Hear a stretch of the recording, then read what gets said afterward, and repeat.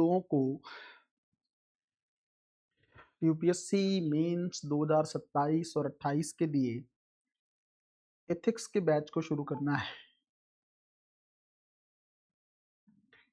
ठीक है, और आप लोग बहुत अच्छे से जानते हैं कि मेंस एग्जामिनेशन में जीएस पेपर 4 जो है वो 250 मार्क्स का एथिक्स का पेपर है। जैसे जो सब्जेक्ट हम लोग पढ़ते हैं, जैसे पॉलिटी हम पढ़ते हैं, हिस्ट्री पढ़ते हैं, ज्योग्राफी पढ़ते हैं, ये सब जो सब्जेक्ट हैं ये किसी ना किसी पेपर के अंदर बाकी सब्जेक्ट के साथ रखे गए, है ना। लेकिन जो एथिक्स है वो पूरा 250 मार्क्स का एक कंप्लीट पेपर है। मतलब आप ये मान के चलो कि बाकी सब्जेक्ट जो हैं उसमें से हो सकता है किसी में से 100 नंबर का पूछ लिया जाए, किसी में से 120 नंबर का पूछ लिया जाए, इससे ज्यादा पेपर किसी सब्जेक्ट से नहीं पूछा जाता है। लेकिन एथिक्स जो है वो 250 मार्क्स का पेपर है। इवन आप लोगों ने सुना होगा कि जो टॉपर्स होते हैं वो जब अपनी बातें रख रहे होते हैं आफ्टर दी सिलेक्शन, तो वो ये बात कहते हैं कि भाई अगर आप लोगों ने 3 पेपर्स पे बहुत अच्छे से कमांड कर ली। कौन कौन से पेपर? एक पेपर है आपका एसए का, एक पेपर है आपका जीएस पेपर 4 एथिक्स का, और तीसरा है आपका ऑप्शनल। उसके पेपर्स पर आपने कमांड कर लिया तो यूपीएससी मेंस क्वालिफाई करने से आपको कोई भी नहीं रोक सकता। एक थ्योरी तो ये है। दूसरी थ्योरी ये है कि अगर आपको बहुत अच्छी रैंक से क्वालिफाई करना है तब भी इन 3 पेपर्स में आपके मार्क्स बहुत ज्यादा आने चाहिए, तब जाके आपका सिलेक्शन फाइनल रैंक के तौर पर देखने को मिलेगा, और बहुत अच्छी रैंक से, जैसे टॉप 20, टॉप 50 इस के अंदर जो है आप अपनी रैंक को हासिल कर सकते हैं। ठीक है, तो कहीं ना कहीं पे सबसे इंपॉर्टेंट चीज है कि भाई एथिक्स का जो पेपर है, एथिक्स का जो पेपर है वो बहुत बड़ा रोल प्ले करता है आपके फाइनल सिलेक्शन में। अब एक बड़ा सवाल यहाँ पे ये भी खड़ा होता है कि सर क्या भारतीय समाज की कंडीशन ऐसी हो गई है कि यूपीएससी को एथिक्स के पेपर को ऐड करना पड़ा? तो ये बात काफी हद तक सही है। गुड मॉर्निंग भाई जसविंदर रानी। यहाँ पर जो है ये बात यहाँ तक सही है क्योंकि भारतीय समाज अगर आप देखेंगे, है ना, और अगर मैं इसके बारे में बताऊं कि लबासना से कुछ रिपोर्ट्स यूपीएससी को आई और उसमें ये कहा गया कि जिन ऑफिसर्स को आप सेलेक्ट करके भेज रहे हो, जिन ऑफिसर का चयन हो रहा है, वो ऑफिसर लबासना में आके सही बिहेव नहीं कर रहे हैं। वो ऑफिसर्स यहाँ पर आकर लबासना में जाकर ड्रिंक कर रहे हैं, है ना, महिलाओं के साथ बदतमीजी कर रहे हैं। इस तरह की खबरें बहुत ज्यादा लबासना की तरफ से यूपीएससी को आई, और यूपीएससी से सवाल भी पूछा गया। लबासना ने कहा कि आप किस तरह के लोगों को सेलेक्ट कर रहे हो भाई, है ना। तो अब सवाल यहाँ पे खड़ा होता है कि जब इस तरह की रिपोर्ट्स आएंगी तो इसका मतलब जिन लोगों को सेलेक्ट करना होगा उनके जो सब्जेक्टिव ज्ञान के साथ साथ उनके अंदर क्या मानवीय मूल्य हैं या नहीं, क्या वो लोग जो हैं नैतिक हैं कि नहीं हैं, क्या वो नीति शास्त्र के मानदंडों का पालन करते हैं कि नहीं करते हैं, इन सब चीजों को भी जानना बहुत ज्यादा जरूरी है। गुड मॉर्निंग भाई कन्हैया, समझे मेरी बात। तो इंपॉर्टेंट ये है कि जब इस तरह की रिपोर्ट यूपीएससी को आई तो यूपीएससी को लगा कि सिलेबस के अंदर इस पेपर को ऐड करना चाहिए। तो मैंने आपको जैसे कहा कि पूरा पेपर ही ऐड कर दिया यूपीएससी ने। यूपीएससी चाहता तो सिर्फ केस स्टडीज को ऐड कर सकता था, लेकिन उसको लगा कि सिर्फ केस स्टडीज से काम नहीं बनेगा, इनको सारी चीजें पढ़ानी पड़ेंगी। अब आपके मन में एक सवाल आ रहा होगा कि सर इस पेपर को ऐड किए तो 14-15 साल से ज्यादा हो गए, क्या लोग नैतिक बने? तो देखो, वो कहते हैं ना कि कोशिश तो करनी ही होगी।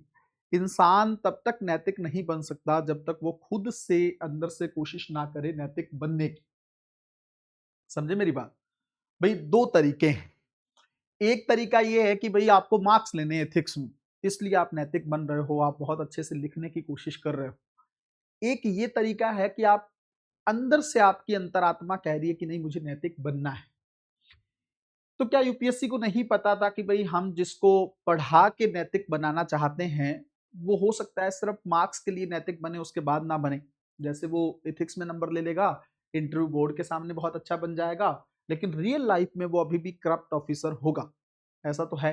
क्या आपको लगता है जब से एथिक्स का पेपर जोड़ा गया है तब से जितने आईएएस आईपीएस ऑफिसर जोड़े गए हैं वो सभी के सभी बहुत अच्छे हैं? उनका जो है एथिकल बिहेवियर सोसाइटी के अकॉर्डिंग है या सोसाइटी के पैरामीटर्स को फॉलो कर रहा है? क्या वो लोग करप्ट नहीं हैं? क्या वो लोग डिसऑनेस्ट नहीं हैं? है ना, इसका मतलब अभी भी वो ऑब्जेक्टिव पूरी तरीके से नहीं हासिल किया जा रहा है। क्यों नहीं कर पा रहे उस ऑब्जेक्टिव को हासिल हम? उसका रीजन जैसे मैंने आपको बताया, अभी हमारी जो मेंटेलिटी है खास करके यूपीएससी एस्पिरेंट की, वो ये मेंटेलिटी है कि भाई हमें एथिक्स में स्कोर करना है। जैसे मैंने जैसे ही क्लास शुरू की, मैंने आपको क्या कहा कि टॉपर्स ये बात कहते हैं कि अगर आपको बहुत ज्यादा स्कोर करना है तो एथिक्स को पढ़ लो। अब एथिक्स पढ़ने से ठीक है, थोड़ा सा जो है आप मान सकते हो कि आपके बिहेवियर में वो चीजें दिखें, लेकिन एक माइंडसेट हमने ये रखा है, इंटेंशन हमारा ये है कि हमें स्कोर करना है। उस माइंडसेट से अगर आप एथिक्स पढ़ोगे तो थोड़े दिन में उसका असर खत्म हो जाएगा।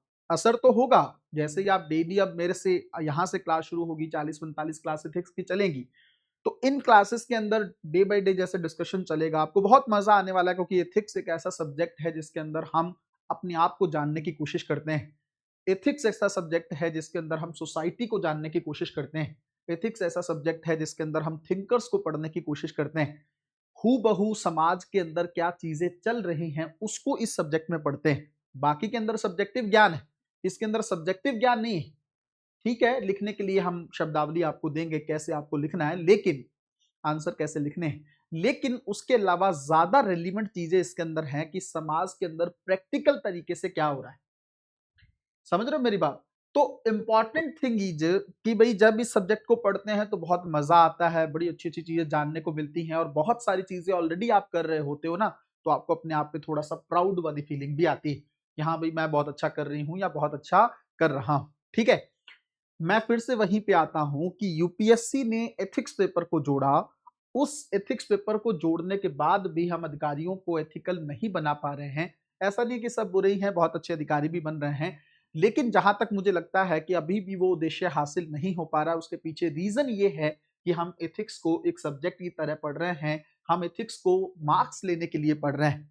लेकिन मैं आपको एक चीज कहना चाहूंगा, आप इस बैच को, ये जो बैच, क्योंकि ये बहुत रेगुलर शुरू होने वाला बैच नहीं है, एथिक्स ऐसा सब्जेक्ट है जो साल में एक बार बड़ी मुश्किल से हो पाता है ना, या कई बार 2 साल में इसकी एक क्लास चलती है। तो इस सब्जेक्ट को जब आप पढ़ो ना, तब आपका माइंडसेट ये होना चाहिए कि मुझे सिर्फ स्कोर नहीं लेना। अच्छा देखो, मैं आपको एक बात बताऊं, अगर आप सिर्फ स्कोर के लिए पढ़ोगे ना एथिक्स को, तो हो सकता है आपको स्कोर भी ना मिले, और आफ्टर सिलेक्शन आप कहीं ना कहीं पे जाके फंस जाओ।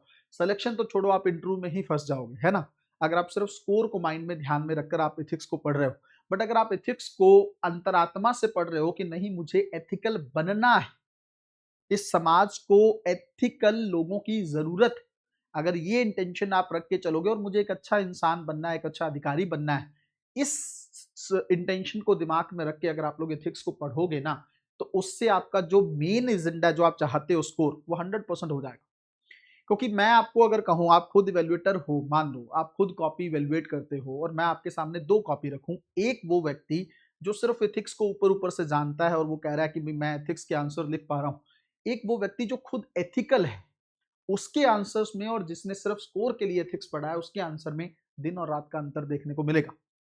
जो दूसरा व्यक्ति है जिसकी अंतरात्मा एथिकल है, वो उसकी चीजें आपको उसके आंसर में दिखने की कोशिश हो जाएंगी, और वो ये मान के चलो कि वो दिल से आंसर्स को लिख रहा हो, और उस फील को आप बहुत अच्छे से महसूस कर पाएंगे। और जो दूसरा व्यक्ति है स्कोर के लिए, वो हर कोशिश करेगा कि किस तरीके की थ्योरी वो डाले, किस तरीके का एग्जाम्पल वो लिखे जिससे जो है उसको ज्यादा स्कोर मिल जाए। वो चीजें, वो डिफरेंस जो है एग्जामिनर बहुत अच्छे से, खास करके इवेल्युएटर बहुत अच्छे से देख लेते हैं। तो मैं स्टार्टिंग में ही आप लोगों को ये बात कहूंगा कि एथिकल बनने के लिए, खास करके एक अच्छा इंसान बनने के लिए, आपको इस बैच को करना है, पहली बात। दूसरी बात, क्या सच में एथिक्स में स्कोर आता है? जो टॉपर्स कहते हैं क्या वो बात रियल है क्या? उसके पीछे सेम यही लॉजिक ही काम करेगा। अगर बनावटी तरीके से आंसर लिखोगे तो मार्क्स नहीं आएंगे, अगर दिल से आंसर लिखोगे तो मार्क्स आएंगे। मैं आपको एक बात बता रहा हूं, एस्से का बैच भी होता है, तो उसमें मैं स्टार्टिंग में यही बात कहता हूं कि एस्से बाकी पेपर से इसलिए डिफरेंट है कि भाई एस्से के अंदर आप बनावटी चीजों को नहीं लिख सकते। जो आपका दिल फील कर रहा है ना, उस फील को लिखोगे आप। अगर किसानों को लेकर ऐसे पूछा गया है तो किसानों की समस्याओं को जो दिल से फील करेगा वही ऐसे में नंबर ले पाएगा। अगर महिलाओं को लेकर ऐसे पूछा गया है तो महिलाओं की समस्याओं को, स्थिति को जो जेन्युइन तरीके से फील कर पाएगा, वो सिर्फ एक एस्पेक्ट नहीं देखेगा कि आज की महिलाएं जो हैं बहुत ग्रो कर रही हैं, वो अपने हस्बैंड को मार रही हैं, है ना, वो मतलब जो है आजादी का मिस यूज करे, वो इस नजरिए को ही नहीं रखेगा। वो इसको देखेगा कि इससे पहले 2-2,500 महिलाओं ने कितना कुछ सहा है। और आज भी भारतीय समाज में कई ऐसे केस आते हैं जिसके अंदर दहेज के नाम पे महिलाओं को प्रताड़ित किया जाता है। कई ऐसे केस आते हैं कि बच्चियों के साथ जो है गैंग रेप के मामले देखने को मिलते हैं। तो ऐसी चीजों को भी वो ध्यान में रखेगा कि आज भी महिला समानता के लिए जूझ रही है, वो दोनों चीजें रखेगा। तो जब दोनों चीजें रखेगा तो उसको मार्क्स मिलेंगे ही मिलेंगे। एस्से के पेपर को जिस तरीके से आप बिना दिल के, बिना फील किए आप नहीं लिख सकते, लिखोगे तो नंबर्स मुझे लगता है आएंगे ही नहीं। 60-70 नंबर भी पिछली बार मैंने एस्से में लोगों के देखे हैं, बहुत कम। और 155 नंबर भी मैंने हिंदी माध्यम में एस्से में देखे हैं। तो आप ये मान के चलो कि फील बहुत जरूरी है एस्से में नंबर लेने के लिए। उसी तरीके से अगर आपको एथिक्स में भी नंबर लेने हैं, तो एथिक्स में नंबर लेने के लिए भी आपको क्या करना होगा, दिल से लिखना होगा, थोड़ा फील करके चीजों को लिखना होगा, तब भी जो है आप ज्यादा अच्छे तरीके से लिख पाओगे। ठीक है भाई। तो हम लोग बात कर रहे थे एथिक्स में क्या स्कोर आते हैं, तो आते हैं जब आप बहुत अच्छे तरीके से दिल से फील करके लिखोगे। तीसरी चीज, पिछले साल जब मैंने ये बैच कराया था एथिक्स का, एक अलग प्लेटफॉर्म पे भी करवाया है ना, खुद पे भी मान लो हम डिस्कस कर रहे हैं। जितनी बार मैंने पहले एथिक्स पढ़ाया है ना, तो उसमें सिर्फ मैंने मेंस के पॉइंट ऑफ व्यू से एथिक्स पढ़ाया है, क्योंकि मेंस में ही एथिक्स पूछा जाता था। लेकिन 2026 में यूपीएससी ने प्रीलिम्स में भी केस स्टडीज के तौर पर एथिक्स को पूछा है। आप चाहो तो कई सारे सवाल चेक कर सकते हो प्रीलिम्स 2026 में, जब यूपीएससी ने एथिक्स के क्वेश्चंस को पूछा है। वो क्वेश्चन बहुत आसान थे। जब आप इस क्लास को करोगे और जिन लोगों ने पहले की है वो उस पेपर को उठा के देखें, उन क्वेश्चंस को उठा के देखें, क्या एक भी क्वेश्चन आपका गलत हो रहा है क्या? नहीं होगा, 100% गारंटी। क्यों? क्योंकि एथिक्स मैंने उस तरीके से पढ़ा रखा है कि आपका माइंडसेट क्या होना चाहिए उसको सॉल्व करने के लिए। कौन सी चीजें आप तुरंत एलिमिनेट कर दोगे कि नहीं नहीं ये तो करना ही नहीं है, ये तो किसी हाल में नहीं करना है, तो उसको एलिमिनेट करके ही वो आंसर आ रहा था। तो इस साल प्रीलिम्स के पॉइंट ऑफ व्यू से भी एथिक्स इंपॉर्टेंट हो जाएगा। मैं कहता हूं 5 सवाल भी अगर यूपीएससी एथिक्स के पूछ रहा है, मुझे लगता है इससे ज्यादा ही पूछे गए, चलो मिनिमम 5 भी माने, तो 10 नंबर का इंप्रूवमेंट आपको कहां पे देखने को मिलेगा? जीएस पेपर 1 में, है ना। एथिक्स का जो आपका प्रीलिम्स का पेपर 1 होता है जीएस का, उसके अंदर 10 नंबर आपके इंप्रूव हो सकते हैं। और अगर इससे ज्यादा क्वेश्चन पूछे गए, जितने क्वेश्चन उतने ज्यादा नंबर। तो हमें वो कहते हैं कि एथिक्स वैसे ही पढ़ना था जीएस पेपर 4 के लिए, मेंस के लिए। अब हमें प्रीलिम्स के पॉइंट ऑफ व्यू से भी वो हेल्प कर जाएगा, कुछ अलग से करने की तो जरूरत है ही नहीं। इसी क्लास पे बहुत अच्छे तरीके से फोकस करेंगे तो हमारी चीजें बेटर तरीके से हो जाएंगी। गुड मॉर्निंग भाई यशिका। सब लोग आप क्लास का टाइम भूल गए हो क्या भाई? आप लोग हैं किस टाइम पे क्लास होती थी आप लोगों की, है ना? तो क्लास के टाइम पे बोलने की जरूरत ना पड़े, 10:30 बजे के आसपास क्लास शुरू होती है, तो तुरंत आप लोगों को इन्वॉल्व हो जाना है। भी हो सकता है कुछ दिन में क्लास का टाइम 10 बजे भी हो जाए। ठीक है, चलो भाई। अब हमने 3 सवाल देख लिए हैं। चौथी चीज ये, एथिक्स का रेलिवेंट हमने देखा। क्या सच में समाज के लिए एथिक्स जरूरी है क्या इस समय? तो मुझे लगता है कि इस बारे में ज्यादा बोलने की जरूरत भी नहीं है। क्यों? आप खुद से महसूस कर सकते हैं कि भारतीय समाज किस डायरेक्शन में जा रहा है, भारतीय प्रशासन किस डायरेक्शन में जा रहा है। समाज के अंदर बहुत बड़े लेवल पर भ्रष्टाचार होता है। इससे आप इससे हो सकता है अपरिचित नहीं हो। आप देख रहे हो सरकार की रिपोर्ट्स जो आती हैं उसके अंदर हम करप्शन के इंडेक्स में बहुत टॉप पे दिखते हैं। इसका मतलब भ्रष्ट सरकार समाज है, तो उसको तो इसका एथिक्स पढ़ाना बहुत ज्यादा जरूरी है। सब कुछ बुरा नहीं होता है किसी भी समाज में, कुछ चीजें, कुछ सेगमेंट बुरे होते हैं, उस सेगमेंट को अच्छा करना है।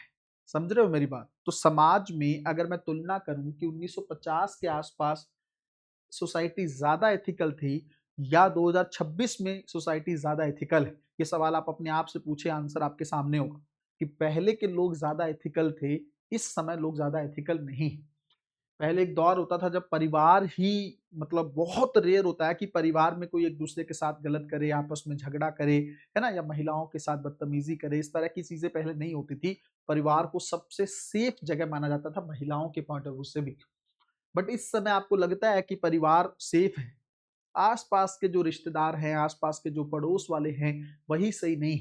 रिलेटिव, सगा जिनके साथ संबंध है, वो लोग भी जो है गलत कर रहे हैं। इसका मतलब एथिक्स का लेवल जो है वो कितना ज्यादा डाउन जा चुका है, कितना नीचे जा चुके हैं हम। ये सबसे बड़ा पॉइंट है। परिवार सेफ था, लेकिन आज परिवार पे ही डाउट है ना। आजकल लोग, आप लोग, मैं भी खुद कई बार क्लास में ये बात कह चुका हूं कि आपको किसी पे भी भरोसा नहीं करना है। यहां तक आ चुके हैं हम, ये सोसाइटी यहां तक आ चुकी है कि हमें ये कहना पड़े कि किसी पे भी ट्रस्ट नहीं करना है भैया। पहली बात। दूसरी बात, क्या कुछ गलत हो रहा है, भ्रष्टाचार हो रहा है, बेईमानी हो रही है ना, सत्यनिष्ठ नहीं रहे हम, मूल्यों का पालन हम लोग नहीं कर रहे हैं, छोड़ दे रहे हैं चीजों। और इसका सबसे बड़ा कारण क्या है? एक कारण तो ये है बच्चों की, जब बच्चा घर में होता है ना, माता पिता के सामने होता है, बच्चा जब पैदा होता है, थोड़ा बहुत होश संभालता है, तो वो घर के अंदर एथिकल चीजें नहीं देखता है।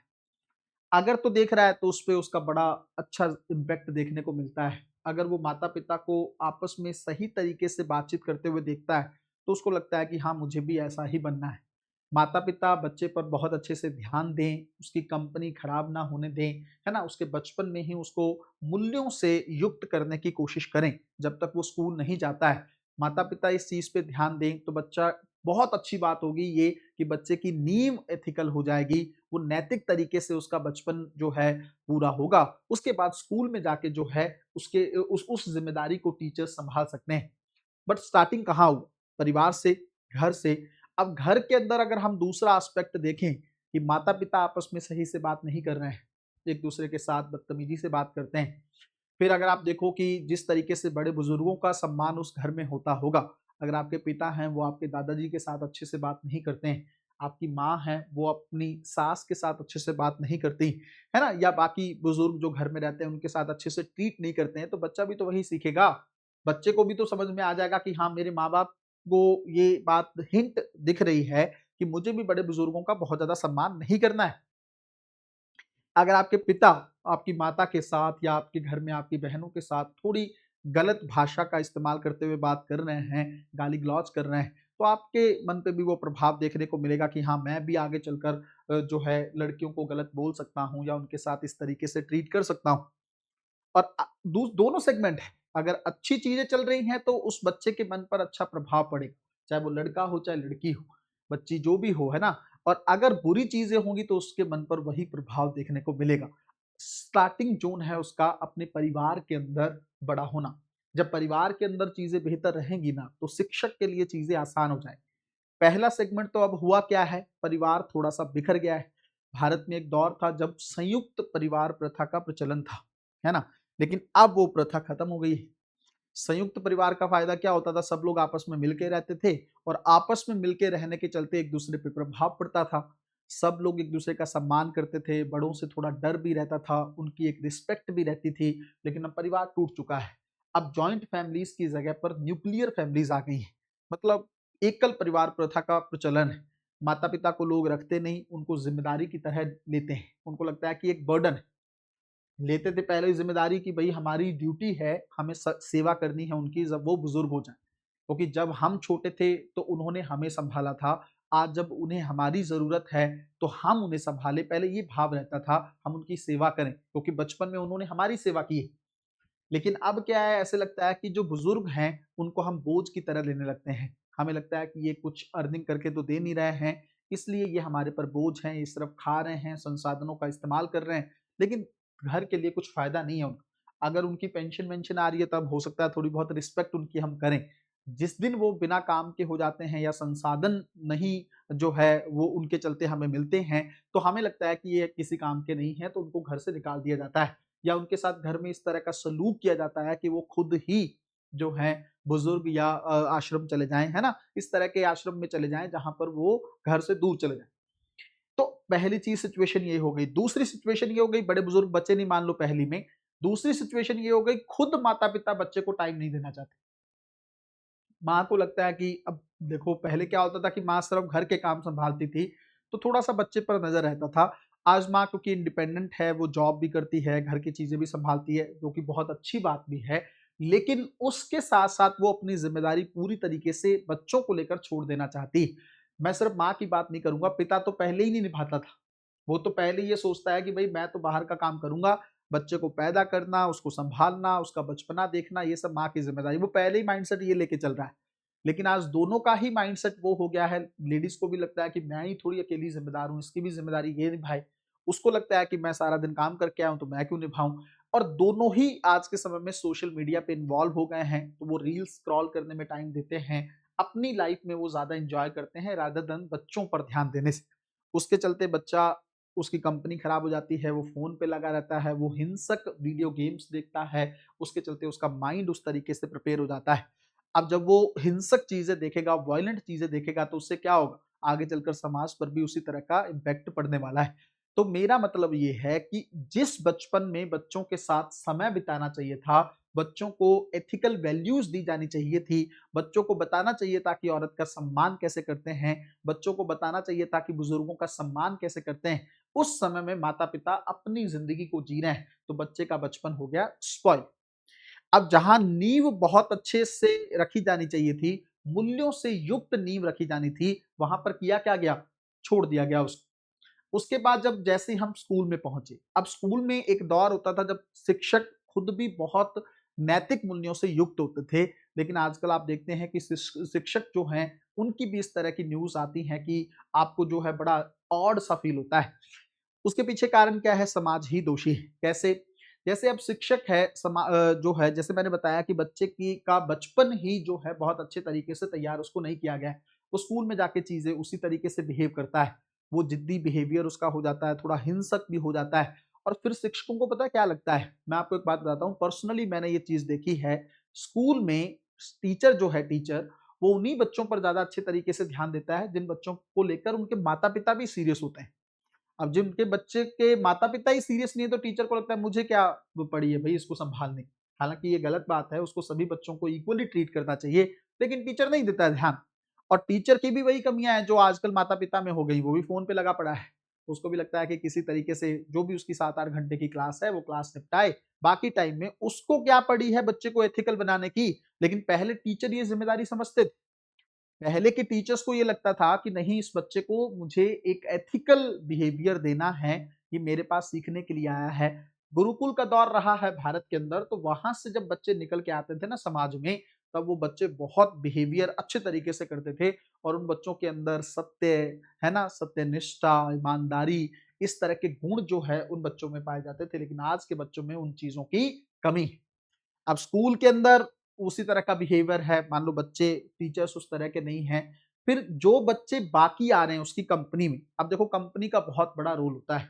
जो आपकी संगति होती है ना, संगति, जिसको वो काम करने वाली कंपनी मत समझना, संगति जो होती है उसको भी कंपनी बोलते हैं। संगति का बहुत बड़ा असर है।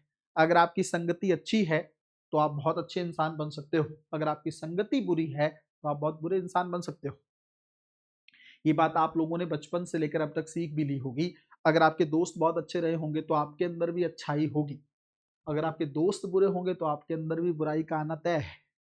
समझे मेरी बात? अच्छे और बुरे लोगों के बीच में रहकर ही आप अच्छे और बुरे टाइप के व्यक्ति बनते हो।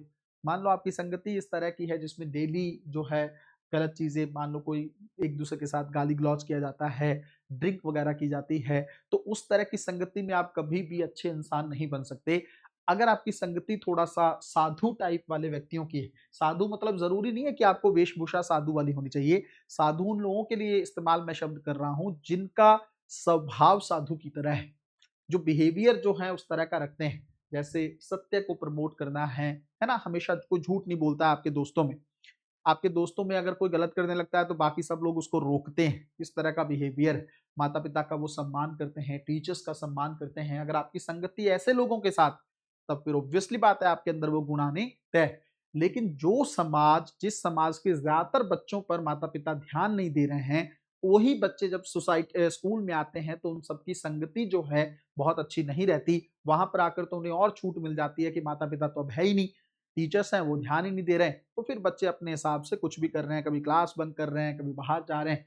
छोटे छोटे बच्चे, बच्चों दिल्ली में अगर आप देखोगे, मुझे लगता है 7-8 साल की भी उम्र नहीं है, उस एज में भी वो सिगरेट पीते हुए आपको स्टेशन पर नॉर्मली दिख जाए, नॉर्मली।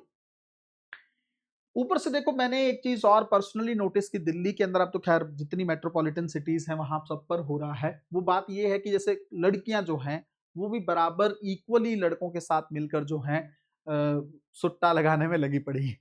अब ये चीज कई बार मेरे मन में भी आती है कि इनको इक्वालिटी चाहिए थी अलग तरीके से, लेकिन इक्वालिटी ली किस डायरेक्शन में है ये भी सोचने वाली बात। उनको लगता है जब लड़के ड्रिंक करते हैं तो हम क्यों ना करें, उनको लगता है जब लड़के सुट्टा लगाते हैं तो हम क्यों ना लगाएं, अगर लड़के नशे कर रहे हैं बार में जाके तो हम क्यों ना करें, भाई हम क्यों पीछे रह जाए, हम पे रोक क्यों होनी चाहिए। सवाल भी सही है, लेकिन बात पता है क्या है, अगर कोई बिगड़ा हुआ हो ना, उसको सही करना होता है, खुद नहीं बिगड़ जाना होता है। ये तो कोई बात ही नहीं बनी ना, वो ऑलरेडी बिगड़े हैं तो हमें ही बिगड़ना है, उससे क्या होगा, उससे तो सोसाइटी और बुरी हो जाएगी। आप अच्छे थे तो आपको तो अच्छे रहना था ना, आपको उनको भी जूते लगा के सही करना था। अगर लड़के गलत कर रहे थे तो लड़कियों को उनके साथ भी उस तरह से बिहेव करना था कि ये सुधरे, लेकिन वो तो आप खुद ही उस डायरेक्शन में उसी बेड़ी में सवार होकर चल रही हैं।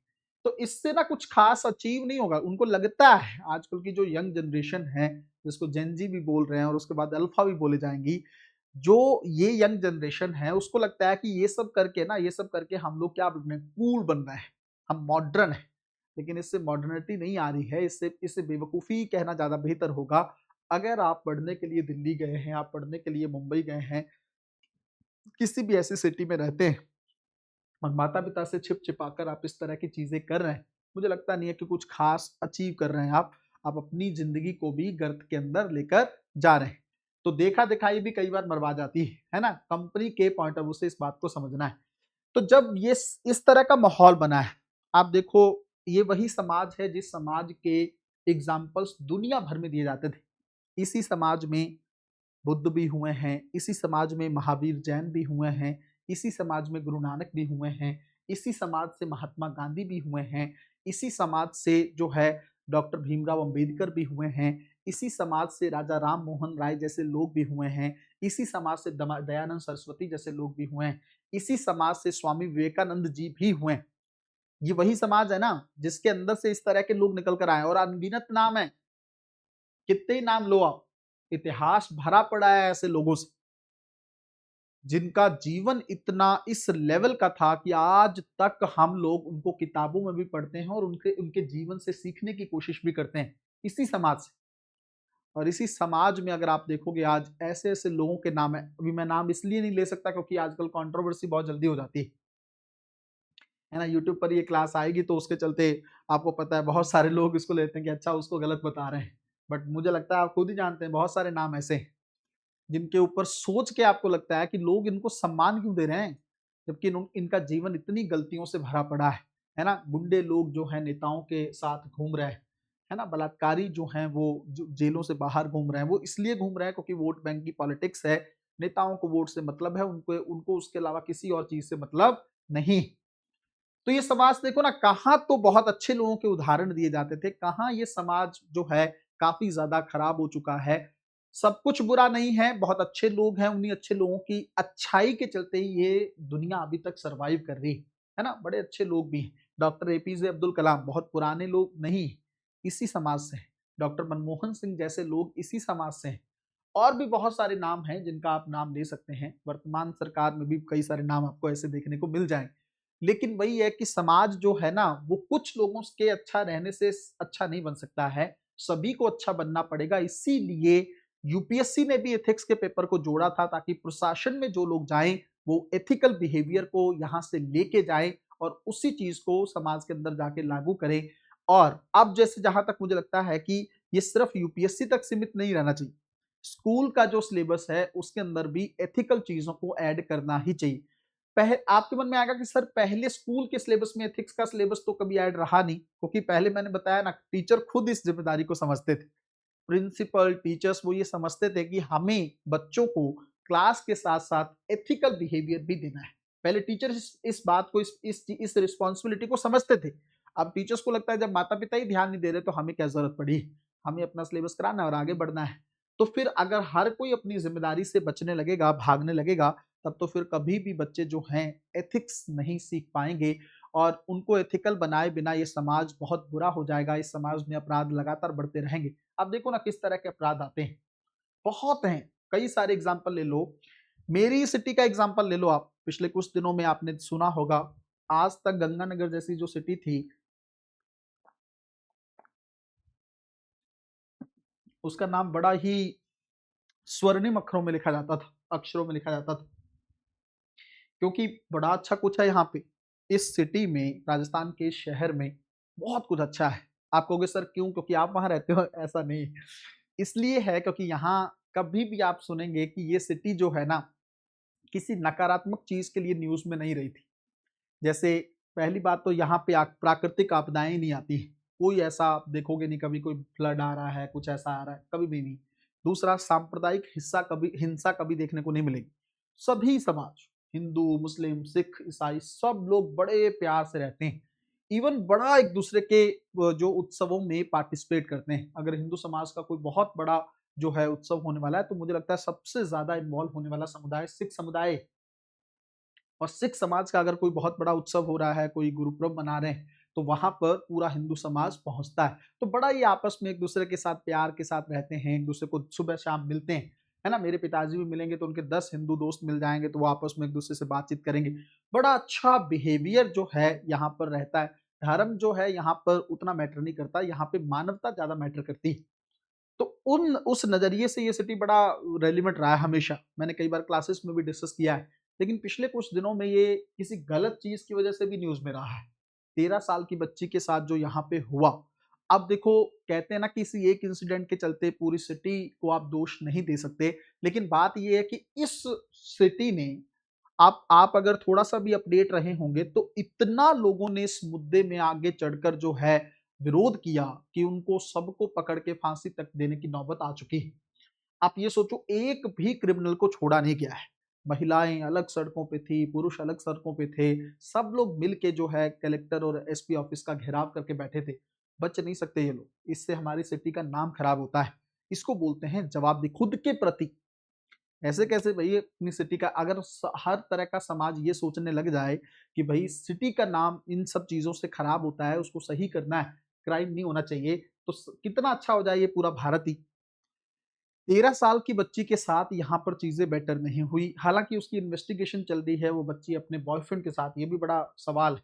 13 साल की उम्र में वो सोशल मीडिया पे किसी बॉयफ्रेंड के साथ, अपने बॉयफ्रेंड के साथ बात कर रही थी, फिर वो उसके साथ मिलने जाती है, वो उसके साथ गलत चीज़ें करता है। वो करने के बाद उसको वो वापस भेज देता है, फिर वो वापस सिटी में आती है, वहाँ रिक्शे वाले से हेल्प लेती है, तो वो रिक्शे वाला जो जिसको उसके घर पहुँचाना चाहिए था, एक ज़िम्मेदार नागरिक के तौर पर, लेकिन वो क्योंकि प्रवासी आजकल ज़्यादातर आ गए हैं ना हर सिटीज़ में, अलग-अलग शहरों से आते हैं, वही जो है ऑटो का काम करते हैं या ज़्यादातर चीज़ें आप स्ट्रीट फूड वगैरह जो है उन्हीं के हाथ में रहता है। तो ऑटो वाले को ज़िम्मेदारी निभानी चाहिए थी कि भई उसको, उस बच्ची को घर पहुँचाया जाता, लेकिन उसने क्या किया, जाके होटल में उसको सेल कर दिया और फिर होटल में मतलब एक के बाद एक उस लड़की को सेल किया गया, बेचा गया और उसके साथ गलत किया गया, है ना? उसके अंदर आप देखोगे तो बुज़ुर्ग लोग भी शामिल, जो अपने आप को बहुत बड़े-बड़े बिज़नेसमैन कहते हैं, वो भी इन्वॉल्व थे। इसका मतलब ये है कि उम्र की कोई सीमा नहीं होती है, जब जिसको मौका मिलता है, वो गलत करने के लिए तैयार रहता है। अब आप सोच के देखो कि ये समाज कहाँ चला गया है? किसी को तो उस बच्चे के बारे में सोचना चाहिए था ना, किसी ने नहीं सोचा बच्चों। हैरान हो जाओगे आप ये सोचकर कि पुलिस को जब उस लड़की की माँ ने इन्फॉर्मेशन मतलब रिपोर्ट लिखवाई, एफआईआर दर्ज हुई कि भई मेरी बेटी मिसिंग है, मिल नहीं रही, तो पुलिस ने जब खोजना शुरू किया तब पुलिस को वो फ़ोटो कहीं से व्हाट्सएप पे मिल गई।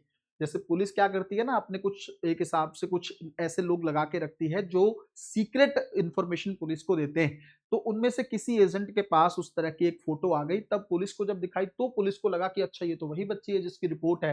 तब पुलिस ने क्या किया, उसी एजेंट को बोला कि तुम जो है ये जिस व्हाट्सएप ग्रुप में ये फ़ोटो घूम रही है या जिस तरीके से इसके बारे में बोला जा रहा है, तुम एक फेक जो है कस्टमर टाइप बन के इसको कॉल करो और कहो जो भी बातचीत होती है और कहाँ पे ये बच्ची है ये पता करो। तब जाके उस जो बंदे ने उनको कहा कि हाँ, मुझे भी इस लड़की से मिलना है, क्या प्राइस है, क्या कुछ है, उस तरीके का उसने बिहेवियर किया और तब जाके पुलिस को पता चला कि ये बच्ची किस होटल में छिपी हुई। और जैसे ही पुलिस को पता लगा, बच्ची को बचाया गया, उसके बाद सब अपराधियों को पकड़ा गया एक-एक करके, जिसके जहाँ-जहाँ पे भी लिंक थे, सबको जो है पकड़ के जेल में डाला गया। उनका जो है जनता के सामने उनको लाया गया, जनता ने पूरे तरीके से जूतों के हार डाले, इवन बचाया गया उनको ताकि उनको मारा ना जाए और उसके अलावा उन पर स्पीडी ट्रायल चलाने की कोशिश की जा रही है। अब ऐसी कंडीशन में चलो ठीक है, फिर उसके बाद पुलिस ने उन होटल्स को तोड़ा, है ना, जो यूपी में पॉलिसी रहती है उसी पॉलिसी को यहाँ पे भी लागू करने की कोशिश की गई, होटल्स तोड़ दिए गए उनके, है ना, और होटल जितने भी गंगानगर के अंदर होटल संचालित हो रहे थे उन सबको सबके ऊपर गाज गिरा। तो ये तो चलो ठीक है, हम रिएक्ट कर रहे हैं, बट सवाल पहले ये उठता है कि जब जब ये इस पुलिस के थ्रू पता लगा, एजेंट के थ्रू पता लगा, उससे पहले जितने लोगों ने उसके साथ गलत किया, चलो आपको कोई फोटो आई, आपको लगा कि मुझे गलत करने जाना है, आपने पैसे की बात की, जो भी किया, माइंड सेट है आपका, लेकिन जब उस बच्ची से मिले होगे तब तो आपको तरस आना चाहिए था ना उसको ले, कि 13 साल की ये बच्ची है, इसके साथ पता नहीं कितने लोगों ने गलत किया है, कितने और लोग करेंगे, तो क्यों ना मैं इसको बचाऊं। सवाल यहाँ पे खड़ा होता है, किसी के मन में तो आना चाहिए था ना, लेकिन नहीं आया।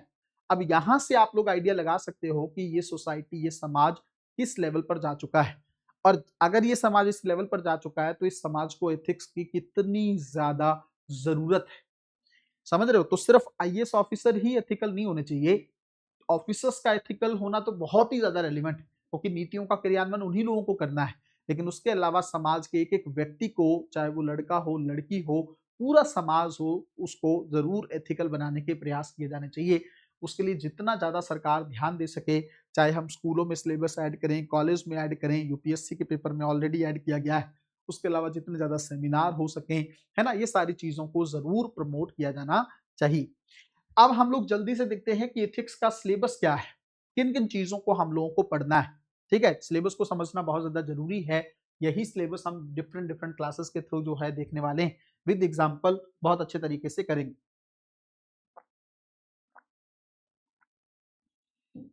यहां तक की डिस्कशन से ये तो आपको समझ में आ चुका होगा कि जो एथिक्स है ये सब्जेक्ट कितना ज्यादा इंटरेस्टिंग, इसमें डिस्कशंस बहुत होती हैं हर चीज को लेकर, और रेलिवेंट एग्जांपल जब आप डेली रूटीन से एग्जांपल्स को देखते हो, यही इस बैच की भी खूबसूरती रहने वाली। मैं आपको बहुत पुराने एग्जांपल्स ज्यादा नहीं दिखाऊंगा, जहां जहां जरूरत होगी वहां पर ऐतिहासिक एग्जांपल भी लिखवाए जाएंगे, लेकिन ज्यादातर कोशिश यही होगी कि आपको डेली रूटीन के लाइफ से जो है आपको एग्जाम्पल दिए जाए। ठीक है, पहला टॉपिक है नीति शास्त्र और मानवीय सह संबंध। क्या आपको लगता है कि मानव एथिक्स के बिना कुछ है? भाई, पशु में और इंसान में क्या फर्क है? मुझे लगता है आज की तुलना में अगर आप कंपैरिजन करोगे ना, पशुओं में ज्यादा नैतिकता देखने को मिल रही है। लिटरली मैं ये बात कह रहा हूं, आप पशुओं में ज्यादा नैतिकता है। जो जो जो जिनको हम जैसे गलत शब्दावली कई बार बोलते हैं कि तुम कुत्ते हो या क्या, कुत्तों में आजकल कई बार जो है वफादारी इंसान से ज्यादा देखने को मिलती है। किसी और जानवर की बात कर लो, घोड़ों की बात कर लो, मालिक के साथ ज्यादा वफादार देखने को मिलेंगे, और भी बहुत हैं, गाय है, सब हैं, लेकिन इंसान आजकल इतना गैर वफादार हो गया है कि इनकी तुलना करना भी मुझे लगता है सही नहीं है। लेकिन चलो, रियलिटी के पॉइंट ऑफ व्यू से अगर हम समझें, जो पशु है, पशु क्यों है? क्योंकि उसके अंदर समझ नहीं है। किस चीज की समझ नहीं है? कि मुझे अपने आप को संतुलित कैसे करना है, इसीलिए तो वो पशु है ना। लेकिन मानव के अंदर किस क्या है ऐसा कि वो उसको पशु से अलग बनाता है? एथिक्स ही तो अलग बनाता है। भाई, मानव जो है वो कंट्रोल कर सकता है खुद को। कैसे? पशु को गुस्सा आएगा तो वो मारेगा, पर मानव को अगर गुस्सा आए तो वो कंट्रोल कर सकता है। समझे? पशु के ऊपर अगर कोई भी चीज है, मान लो किसी भी चीज को लेकर पशु जो है अग्रेसिव है, तो वो चीज करेगा ही करेगा। वो दूसरे पशुओं को भी नुकसान पहुंचाने लग सकता है, वो मानव को भी नुकसान पहुंचाने लग सकता है। लेकिन मानव को अगर मान लो गुस्सा आ रखा है, आक्रोश है, तो वो थोड़े समय के लिए खुद को कंट्रोल कर लेगा, तो उसका गुस्सा शांत हो जाएगा। इसका मतलब ये जो बैलेंस करने की शक्ति है, ये ईश्वर ने मानव को दी है। मानव के पास सबसे ज्यादा समझदारी वाला दिमाग है, पशुओं के अंदर वो समाज नहीं, वो दिमाग नहीं, पशु नहीं सोच सकते। इसलिए इसलिए अगर आप देखो, बट मैं अगर इससे एक कदम आगे आपको ये बात कहूं कि मानव के अंदर अगर एथिक्स है ही नहीं, तो फिर वो किस तरह का, फिर वो उसमें और पशु में तो कोई फर्क ही नहीं रहा। भाई, पशु नहीं ये सारी चीजें सोच सकता कि उसको सच ही बोलना है, पहली बात तो बोल नहीं पाएगा, वो सत्य वाली चीजें चलो रहे, वो गुस्से को नियंत्रित में रखे, मानव रख सकता है। उसके अलावा भी बहुत सारी चीजें हैं। मानव को ध्यान में रखना है कि वो सबके साथ सद्भाव से जो है पेश आए, प्रेम के साथ पेश आए। लेकिन पशु हो सकता है इस तरह की चीजों में उसको कोई, उसका दिमाग नहीं है ना उस तरह का, ईश्वर ने उसको वो समझ नहीं दी है जो मानव को दे रखी। अब मानव को ये समझ, अगर फिर भी मानव के अंदर ये चीजें हो ही ना, कौन कौन से जो मानवीय मूल्य हैं, जैसे ईमानदारी है, ये मानवीय मूल्य है, जैसे करुणा है। अब करुणा क्या है, हो सकता है पशु में दया का भाव ही ना है। अब देखो ना, कई बार अगर आप देखेंगे कुछ ऐसे जानवर जो हैं वो भड़क जाते हैं, कोई भी है, चाहे कुत्ता है चाहे कोई और है, तो वो मारने लगता है ना, लोगों को मारने लगते हैं। कई बार कुत्ते की रील्स आप लोगों ने देखे होंगे कि वो मालिक को ही खाने लगते हैं, है ना, या समाज में कई बार बच्चों को पकड़ लेते हैं, किसी के पीछे पड़ जाते हैं, उसको दया नहीं आती है। फिर मानव चिल्ला भी रहा होता है तब भी उसके अंदर करुणा का भाव नहीं आता है, दया का भाव नहीं आता है। लेकिन क्या इंसान के अंदर दया के बिना चलना चाहिए, आप मुझे बताओ। तो ये जो करुणा का भाव है, ये जो सद्भाव का भाव है, ये जो प्रेम है मानव के अंदर, ये सत्यनिष्ठा है, ये सारे गुण सिर्फ मानव के अंदर ही पाए जा सकते हैं। और अगर ये मानव के अंदर ये गुण हो ही ना, तो फिर वो मानव किस बात का हुआ, क्या हो गया वो, खुद सोच के बताओ ना, वो क्या हुआ फिर। दूसरों के प्रति अगर वो थोड़ा दया भाव नहीं रख रहा है तो वो मानव नहीं है, फिर वो पशु से भी क्या गुजरा है। इसलिए इसलिए ध्यान रखिएगा, ये जो एथिक्स है, नीति शास्त्र है, सब कुछ पढ़ेंगे एक एक करके। आसान भाषा में नैतिकता का मतलब ये है क्या सही और क्या गलत। एथिक्स सिखाता क्या है, एथिक्स का पूरा सिलेबस हमें क्या सिखाता है, आपको क्या करना है और क्या नहीं करना, बस इतना खेल। दो शब्द हैं, एक है एथिक्स जिसको हम नीति शास्त्र बोलते हैं हिंदी में, एक शब्द है नैतिकता जिसको हम मोरालिटी बोलते हैं। इन दोनों की जगह आपस में एक ही शब्द का इस्तेमाल कर लिया जाता है। एथिक्स की जगह कई बार नैतिकता शब्द का इस्तेमाल कर लेते हैं और कई बार नैतिकता की जगह नीति शास्त्र का इस्तेमाल कर लेते हैं, लेकिन इन दोनों में थोड़ा सा अंतर भी। कैसे अंतर है, थोड़ा सा एक सेकंड में देखो। नीति शास्त्र का मतलब बच्चों सामाजिक मानदंड है,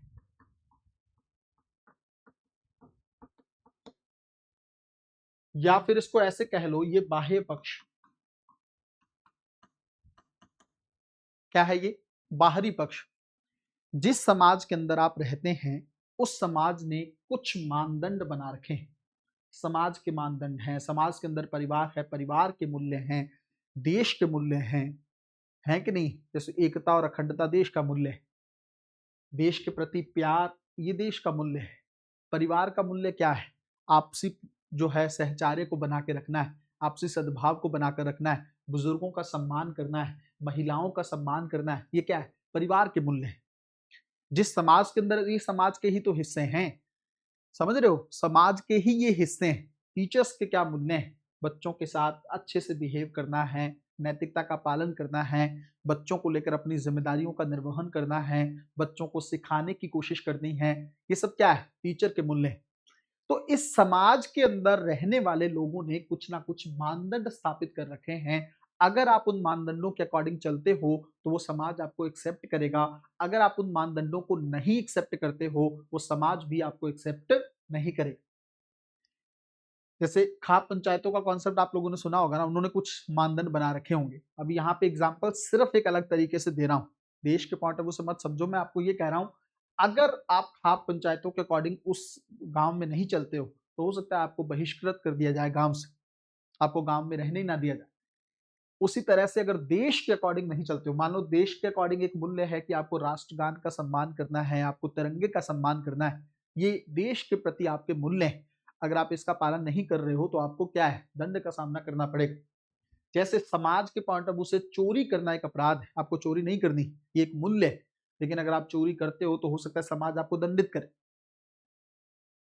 ये क्या है, ये समाज ने कुछ पैरामीटर्स, कुछ मानदंड स्टैब्लिश कर रखे हैं, उन मानदंडों का पालन करना एथिक्स।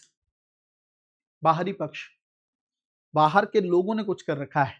नैतिकता क्या है, नैतिकता क्या है, उल्टा हो जाएगा, आंतरिक पक्ष। आप कहेंगे सर आंतरिक पक्ष, इसका क्या मतलब, आपकी अंतरात्मा है, उसको भी पता है क्या सही है और क्या गलत है। जैसे आप मान लो कुछ भी गलत करते हो ना, कुछ भी गलत, तो आपकी अंतरात्मा एक बार सवाल उठाती है, एक बार बोलती है कि आप सही कर रहे हो या गलत कर रहे हो। होता है कि नहीं होता है, आपकी अंतरात्मा बात करती है इस चीज को लेकर के, नहीं करती।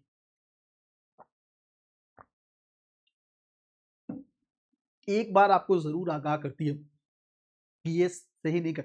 जैसे मान लो आप आईएएस ऑफिसर हो और भ्रष्टाचार करने की कोशिश, पैसा ले रहे हो, एक बार अंदर से आवाज आती है ना यार सही नहीं कर रहा हूँ, क्योंकि जिस पुल को बनाने को लेकर मैं पैसा ले रहा हूँ, कल को वो पुल गिर गया, उसमें गलत क्वालिटी का मटेरियल इस्तेमाल होगा, तो उससे पता नहीं कितने सारे लोग मारे जाएंगे, और उस पाप में मैं भी भागीदार होऊंगा। तो अंतर मन से एक आवाज आती है, तो वो आवाज क्या है? वो नैतिकता है, आपकी अंतरात्मा की आवाज है वो। अब जिसने वो आवाज सुन ली, वो गलत करने से बच जाएगा, नहीं यार सही बात है, अंदर से आवाज आ रही है गलत है, मैं नहीं करूंगा ये। और जिसने वो आवाज दबा दिया, अरे चुप करो ना, मुझे क्या लेना है, मुझे अपने से, मैं नहीं मरूंगा, बस मुझे पता है वो पुल कैसा है कैसा नहीं, मुझे कुछ दिन रहना है, 2 महीने का मेरा यहाँ का काम है, मैं निकलूं, मुझे क्या लेना है। इसका मतलब उसने अंतरात्मा की आवाज को दबा दिया, और अंतरात्मा की आवाज अगर दब गई है, इसका मतलब वो गलत करेगा। और आज के समय में ज्यादातर लोगों की अंतरात्मा मर चुकी है, ये सुना होगा आपने। मैं आपको नेगेटिव करने की कोशिश नहीं कर रहा हूं, एथिक्स का पूरा बैच पॉजिटिव ही चलेगा, लेकिन पॉजिटिव आप तब हो पाओगे जब आप नकारात्मकता को एक्सेप्ट कर पाओ। भाई समाज में जो नेगेटिव चीजें हैं चल रही हैं, पहले उसको एक्सेप्ट करना पड़ेगा ना। बीमारी को एक्सेप्ट करोगे तभी तो बीमारी का इलाज होगा। अब बीमारी को एक्सेप्ट ही नहीं कर रहे हो, बता ही नहीं रहे हो, तो उसका इलाज कैसे होगा? डॉक्टर बोलता है पहले बीमारी तो बताओ, और उससे पहले वो टेस्ट करता है कि बीमारी है क्या, इसीलिए तो करता है वो, ताकि बीमारी को हम लोग पहचान सकें और उसका इलाज कर सकें। सही बीमारी पकड़ में आ जाएगी तो शायद जल्दी इलाज हो जाए, और बीमारी को अगर इग्नोर करते रहोगे तो कभी भी इलाज नहीं कर पाओ। समझे मेरी बात? तो सबसे पहले इस समय जो समाज की हालत है उसको आपको स्वीकार करना होगा कि ऐसा है।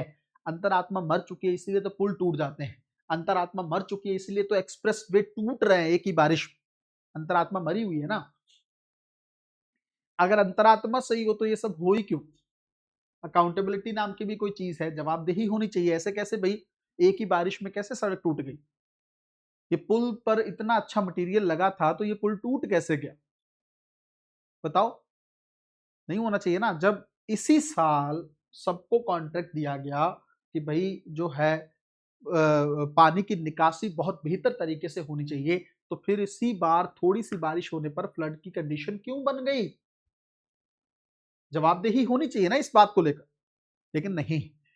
तो समझे मेरी बात? एक तो है, अब देखो मेरी बात समझिएगा, नीति शास्त्र आपको यह सिखाता है कि आप जिस समाज में रह रहे हो उसमें क्या सही है और क्या गलत, लेकिन नैतिकता आपको यह सिखाती है कि अंतर मन से आप जानते हो क्या सही है क्या गलत। इसमें आपको एक एग्जांपल और देता हूं। कैसे? अब आप जा रहे हो रास्ते पर, सड़क पर एक्सीडेंट हो गया है, आपने देखा कि वहां पर ज्यादातर लोग जो हैं वो फोन से वीडियो बना रहे हैं, है ना, अपना डालने के लिए कि यहाँ पे एक्सीडेंट हो गया, ये हो गया। आपको भी पता है कि उस सिचुएशन में क्या होना चाहिए, उस स्थिति में क्या होना चाहिए? आपको जाके उसकी हेल्प करनी चाहिए, या आपको एम्बुलेंस को बुलाना चाहिए, जल्दी से जल्दी उसको हॉस्पिटल लेकर जाना चाहिए, ये आपका अंतर्मन जानता है। लेकिन अब आपके पास दो रास्ते हैं, इवन तीन रास्ते मान लो। एक रास्ता है आपके पास कि आप भी लोगों की तरह फोन निकालो और वीडियो बनाने लगो। एक रास्ता है आपके पास कि आप चीजों को इग्नोर करके चले जाओ, यार मुझे क्या लेना है, मुझे इस लफड़े में पड़ना ही नहीं है, आप साइड बाय साइड निकल गए। तीसरा रास्ता है कि आप भाग के जाते हो, आपको पता है बहुत बुरा एक्सीडेंट हुआ है, व्यक्ति की जान कभी भी जा सकती है, तो फटाफट आप एम्बुलेंस को अपनी तरफ से प्रयास करते हो, चाहे उस व्यक्ति के साथ आपका कोई नाता नहीं है, को कि जानते तक नहीं हो आप उसको, लेकिन इंसानियत का जो है आपका रिश्ता है, और आपको लगता है शायद आपके थोड़ा एफर्ट करने से उस व्यक्ति की जान बच जाए, शायद उस व्यक्ति की जान बच जाए। तो जब जान बचा सकते हो तो फिर उस बचाओ ना। इसका मतलब ये क्या सिखाने की जरूरत है आपको? ये अंतर मन से आ रहा है ना क्या, कि बचाना चाहिए? ये सिखाने की जरूरत थोड़ी है। आप बुजुर्ग व्यक्ति, कोई रास्ते में आप जा रहे हो, आपने देखा कि वो बहुत ही वर्स्ट कंडीशन में पड़ा हुआ है, उसको किसी ने शायद 3-4 दिन से खाना नहीं दिया है, हो सकता है किसी ने घर से निकाल रखा हो, बहुत गर्मी है, पानी तक भी उसके पास अवेलेबल नहीं। तो अब आपका अंतर्मन क्या सिखा, आपको ये सीखने की जरूरत है समाज से कि उसको उठाना है, पानी पिलाना है, और हो सके तो उसको खाने पीने का थोड़ा बहुत अरेंजमेंट करके दो। और मैं तो यहाँ तक कहता हूँ कि आपके आसपास कोई एनजीओ है तो वहां तक इन्फॉर्मेशन दे दो कि भाई कोई थोड़ी बहुत हेल्प कर सकते हो, है ना, या कोई बुजुर्ग आश्रम है वहां पर जाकर इसको जो है वृद्ध आश्रम में पहुंचा दो, ये सब कर सकते हो। इसके लिए सिखाने की जरूरत थोड़ी है। ये थोड़ी है कि आप पहले सीखोगे कि इस सिचुएशन में क्या करें। ये तो अंतर्मन कह रहा है ना, यही अंतर्मन नैतिकता है। इसके लिए मोरालिटी शब्द का इस्तेमाल किया जाता है। नीति शास्त्र मानदंड है, क्या सही क्या गलत उस समाज में। नैतिकता ये है आपको क्या करना चाहिए क्या नहीं, अंतरात्मा क्या कहती है। क्या आपको लगता है ये दोनों कॉन्सेप्ट समझ में आ रहे हैं क्या भाई? एक बार जल्दी से बताएंगे सब लोग। ये कॉन्सेप्ट दोनों दिमाग में बैठे क्या? अभी तो और अच्छे से पढ़ेंगे इसको, सिलेबस के पॉइंट ऑफ व्यू से हम लोगों ने देखा है।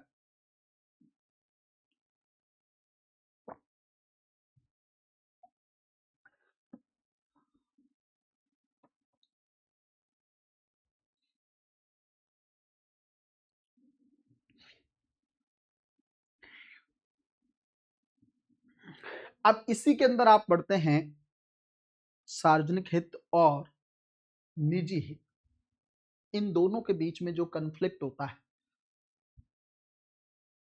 निजी बनाम सार्वजनिक नीति शास्त्र, पब्लिक एथिक्स, प्राइवेट एथिक्स। अब इसका क्या मतलब है? इसका मतलब ये है कि जब आप सेवा में रहोगे ना, सेवा में रहो क्या, नॉर्मल इंसान को भी कई बार ऐसी कंडीशन का सामना करना पड़ता है कि उसका निजी हित और सार्वजनिक हित आपस में टकरा रहा होता है। तो उस सिचुएशन में आपको क्या करना है? सबसे बड़ा फैक्टर एथिक्स में यही रहेगा। आपको देखेगा कि आपका पर्सनल इंटरेस्ट क्या है और पब्लिक इंटरेस्ट क्या है। और कई बार आप ऐसे सिचुएशन में रहेंगे जहां आपको प्राइवेट या पर्सनल इंटरेस्ट को दबा के इस पब्लिक इंटरेस्ट को प्रमोट करना पड़ेगा। जो लोग तो निजी हित को छोड़कर सार्वजनिक हित को वरीयता देते हैं, वो लोग तो जीवन में बहुत आगे बढ़ जाते हैं और समाज, उन लोगों से समाज का बहुत भला होता है। लेकिन जो लोग ये नहीं कर पाते हैं, उसके चलते समाज को बहुत नुकसान होता है। जैसे इसी एग्जाम्पल को दोबारा हम लोग देखने की कोशिश करते हैं। दोबारा इस एग्जाम्पल को देखो। जैसे मैंने आप लोगों को कहा कि भाई आप किसी रोड से जा रहे हो और वहां पर आप लोगों ने देखा कि एक एक्सीडेंट हो रखा है। लेकिन आप जब जहां जा रहे हो वहां पे भी आपकी जरूरत बहुत, मतलब आप किसी कंपनी में जॉब करते हो और वहां पर बहुत ही इंपॉर्टेंट मीटिंग है। अगर आप उस मीटिंग में नहीं पहुंचे तो हो सकता है आपका प्रमोशन रुक जाए, हो सकता है आपको जॉब से निकाल दिया जाए, इस तरह की कंडीशन भी हो सकती है। तो अब आपके सामने पब्लिक इंटरेस्ट और जो है प्राइवेट पर्सनल इंटरेस्ट का मैटर फंस गया। निजी हित और सार्वजनिक हित का। इधर सार्वजनिक हित है, कोई व्यक्ति मर रहा है ना, उससे जनता का भला होगा, समाज का भला होगा। हो सकता है आप जब उसकी हेल्प करने जाओ तो बाकी लोगों को भी अपने आप पे शर्म आए कि हम फोन निकाल के कर रहे हैं और एक व्यक्ति आया है जो उसको हॉस्पिटल लेके जा रहा है। आप वहां पे चार लोगों को कह भी सकते हो कितना गिर गए हो आप, आपको इसको बचाना चाहिए और आप फोन लगा के निकाल के लगे पड़े हो सकता है आपको लेकर समाज का कुछ भला हो जाए।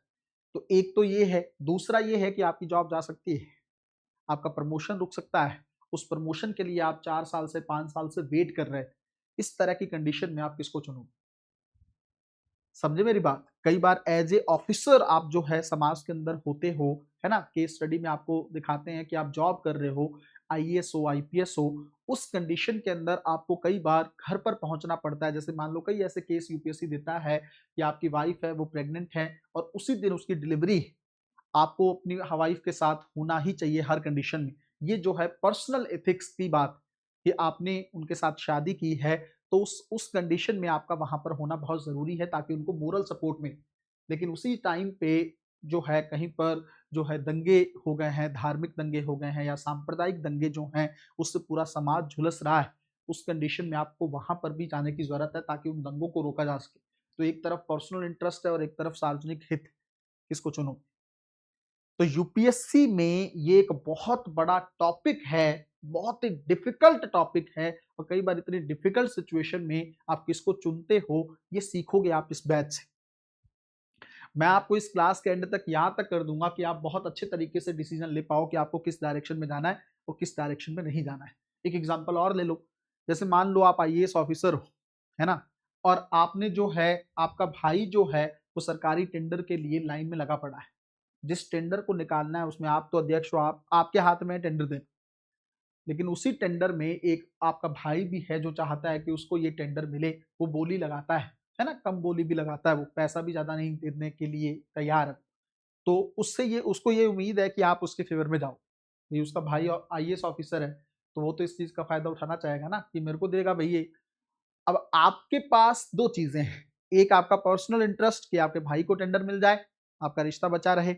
और दूसरा ये है कि इससे जनता का नुकसान होगा क्योंकि वो कम पैसा दे रहा है और वो उससे सरकार को लॉस होगा, सरकार के पास ज्यादा पैसा नहीं आ पाएगा। हो सकता है अगर वो कम पैसे में टेंडर दे रहा है तो वो क्वालिटी भी बहुत अच्छे तरीके की प्रोवाइड ना करे।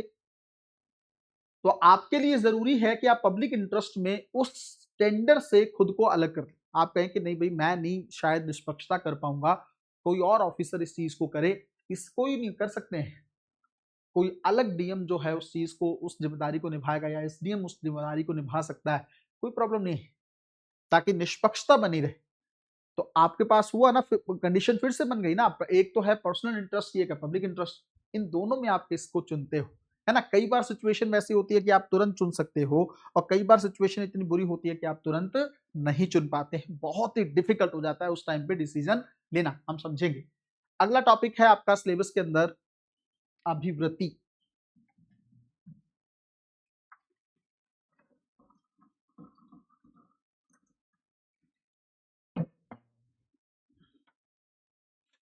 एटीट्यूड,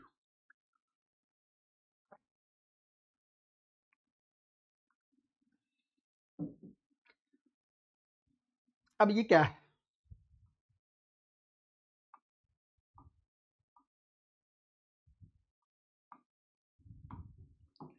वस्तु, व्यक्ति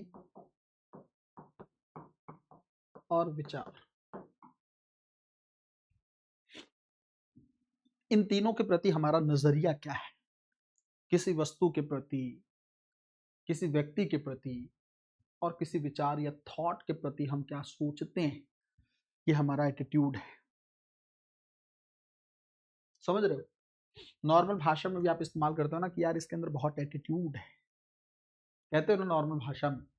एटीट्यूड का मतलब क्या? गुरूर है उसके अंदर। तो क्या इसका मतलब भी गुरूर है? देखो, अभिवृत्ति क्या है, किस वस्तु को लेकर आप क्या सोचते हो। जैसे फॉर एग्जांपल मैं आपको बताता हूं, बिल्कुल बेसिक बेसिक एग्जांपल से समझेंगे हम। मैं आपको एथिक्स जो है ना उस तरीके से नहीं समझाऊंगा कि आपको थोड़ा बनावटी लगे। मुझे बनावटीपन, आपको पता है हर क्लास में हम ऐसे ही करते हैं, है ना। बहुत बड़े बड़े एग्जाम्पल देके आपको चीजें समझाने से कोई मतलब नहीं। जिन एग्जाम्पल्स का आप इस्तेमाल ही ना कर पाओ तो उसका फायदा क्या। और यूपीएससी भी नहीं चाहता, इस बात को याद रखिएगा। एथिक्स के पेपर में यूपीएससी कभी नहीं चाहता कि आप जो है बड़े बड़े लोगों के एग्जाम्पल दो जो शायद प्रैक्टिकल लाइफ में फिट ही ना हो पाए। आपको डेली रूटीन से, दैनिक दिनचर्या जो होती है उससे एग्जाम्पल्स को डालना, बहुत भर भर के नंबर देता है एग्जामिनर। अब जैसे मैं आपको कह रहा था किसी वस्तु के प्रति, अब इसका मतलब क्या है। जैसे एग्जाम्पल देखो आप, जो पश्चिमी जो पहनावा है उसको लेकर आपके मन में किस तरह के विचार है। एक विचार ये हो सकता है कि यार पश्चिमी पहनावा बहुत बुरा है, पाश्चात्य हर चीज बुरी है, नेगेटिविटी है आपके मन में कि अरे यार ये पहनावा तो हमारी संस्कृति को खराब कर देगा, ये तो बिल्कुल यूज नहीं करना चाहिए, इसको तो देश में आने ही नहीं दिया जाना चाहिए, है ना, लोगों को पहनना नहीं चाहिए, खरीदना नहीं चाहिए। एक तो ये मेंटेलिटी। एक दूसरी मेंटेलिटी क्या है, ये वस्तु की बात कर रहा हूं। दूसरी मेंटेलिटी ये है कि आप ये कहते हो कि भाई समय बदल चुका है और समय बदलने में हमें पूरी तरीके से खुद को अलग नहीं रखना चाहिए। अगर पहनावा आ रहा है, लोग चाहते हैं कि ये चीज पहनना, तो हमें उसको अलाउ किया जाना चाहिए। दूसरा पॉइंट ये हो गया ना। अब दोनों पक्ष है। एक व्यक्ति है जो पश्चिमी चीजों को लेकर या पश्चिमी पहनावे को लेकर नेगेटिव है, इसका मतलब उसकी अभिवृत्ति क्या है, नकारात्मक है, नेगेटिव सोच रखता है। एक पॉजिटिव व्यक्ति है जो कहता है कि जिस तरह से गांधी जी ने कहा है कि हमें अपनी खिड़कियां ओपन रखनी चाहिए, दरवाजे और खिड़कियां, ताकि ताजी हवा आ सके, हमें बंद नहीं रखना चाहिए खुद को। भारत अगर खुद को बंद कर देगा, किसी और चीज को आने नहीं देगा, तो इससे हमारी छवि भी खराब बनती है ना। हमें ये डिसीजन लोगों पे छोड़ना चाहिए कि वो क्या पहनना चाहते हैं और क्या नहीं पहनना चाहते, इसमें हमें एंटर नहीं करना चाहिए। एक तो ये नजरिया हो गया। अब सेम इसी तरह का एग्जाम्पल ले लो जंक फूड को लेकर, है ना। बर्गर पिज्जा को लेकर कोई हो सकता है कि कहे कि नहीं भाई बिल्कुल नहीं खाना है, अब वो उसका अपना पर्सनल चॉइस भी है। इसका मतलब ये है कि किसी वस्तु को लेकर हमारा नजरिया क्या है ना, उसको बोलते हैं, सोचने का तरीका क्या है उसको क्या बोलते हैं हम, एटीट्यूड, अभिवृत्ति। दूसरा, व्यक्ति को लेकर हम, या चलो उससे भी पहले विचार को लेकर सोच लेते हैं। जैसे विचार कौन से हैं, जैसे समाजवाद को लेकर आप क्या सोचते हैं। कोई कहेगा समाजवाद बहुत अच्छा है, कोई कहेगा समाजवाद बुरा है, कोई कहेगा पूंजीवाद बड़ा अच्छा है, कोई कहेगा पूंजीवाद बुरा है। तो ये जो सोचने की प्रवृत्ति है, या जो हम हमारा एक पॉइंट रखते हैं, एक थॉट रखते हैं, एक उसको बोलते हैं हम लोग अभिवृत्ति। किसी के लिए कोई पूंजीवाद के पूरा प्रबल समर्थक होता है, कोई पूंजीवाद के एकदम खिलाफ होता है। देश में ले लो, कोई बीजेपी का कोर समर्थक है, वो कहता है कि प्रबल समर्थक है कि नहीं बीजेपी के अलावा और कुछ नहीं। कोई कांग्रेस का प्रबल समर्थक है कि नहीं नहीं सिर्फ कांग्रेस ही होनी चाहिए। कोई आम आदमी पार्टी का भी प्रबल समर्थक है कि वही होनी चाहिए, और कोई कहेगा कि नहीं ये नहीं होना चाहिए। तो वो जो मेंटेलिटी है उसको बोलते हैं एटीट्यूड, अभिवृत्ति। तीसरा है व्यक्ति को लेकर। अब भाई अपने ही क्लास के एग्जाम्पल ले लो, है ना। अब रानी को लेकर हो सकता है जो है जसविंदर कुछ और सोचती हो, जसविंदर को लेकर हो सकता है रानी कुछ और सोचती हो, कन्हैया को लेकर हो सकता है सारे लोग कुछ और सोचते हों, कन्हैया बाकी सारों के बारे में कुछ और सोचता हो। समझ रहे हो, यशिका को लेकर जो है वो जो है गगन कुछ और सोचे, और गगन को लेकर यशिका कुछ और सोचे। ये सब क्या है, ये मेंटेलिटी है, एटीट्यूड है आपका। व्यक्ति को लेकर भी हो सकता है। चलो मैं क्लास से ना भी लूं, मैं अलग तरीके से लेता हूं। जैसे अंग्रेजों को लेकर हम क्या सोचते हैं, है ना। कोई हो सकता है कहे कि नहीं यार अंग्रेज आए भारत में डेवलपमेंट हो गई, मॉडर्निटी आ गई, वरना शायद भारतीय समाज बहुत पीछे था। और कोई कहे कि नहीं नहीं अंग्रेजों ने तो सिर्फ भारत को निचोड़ा ही है ना, भारत को नुकसान ही दिया है, सारा कुछ लूट के भारत से वो चले गए।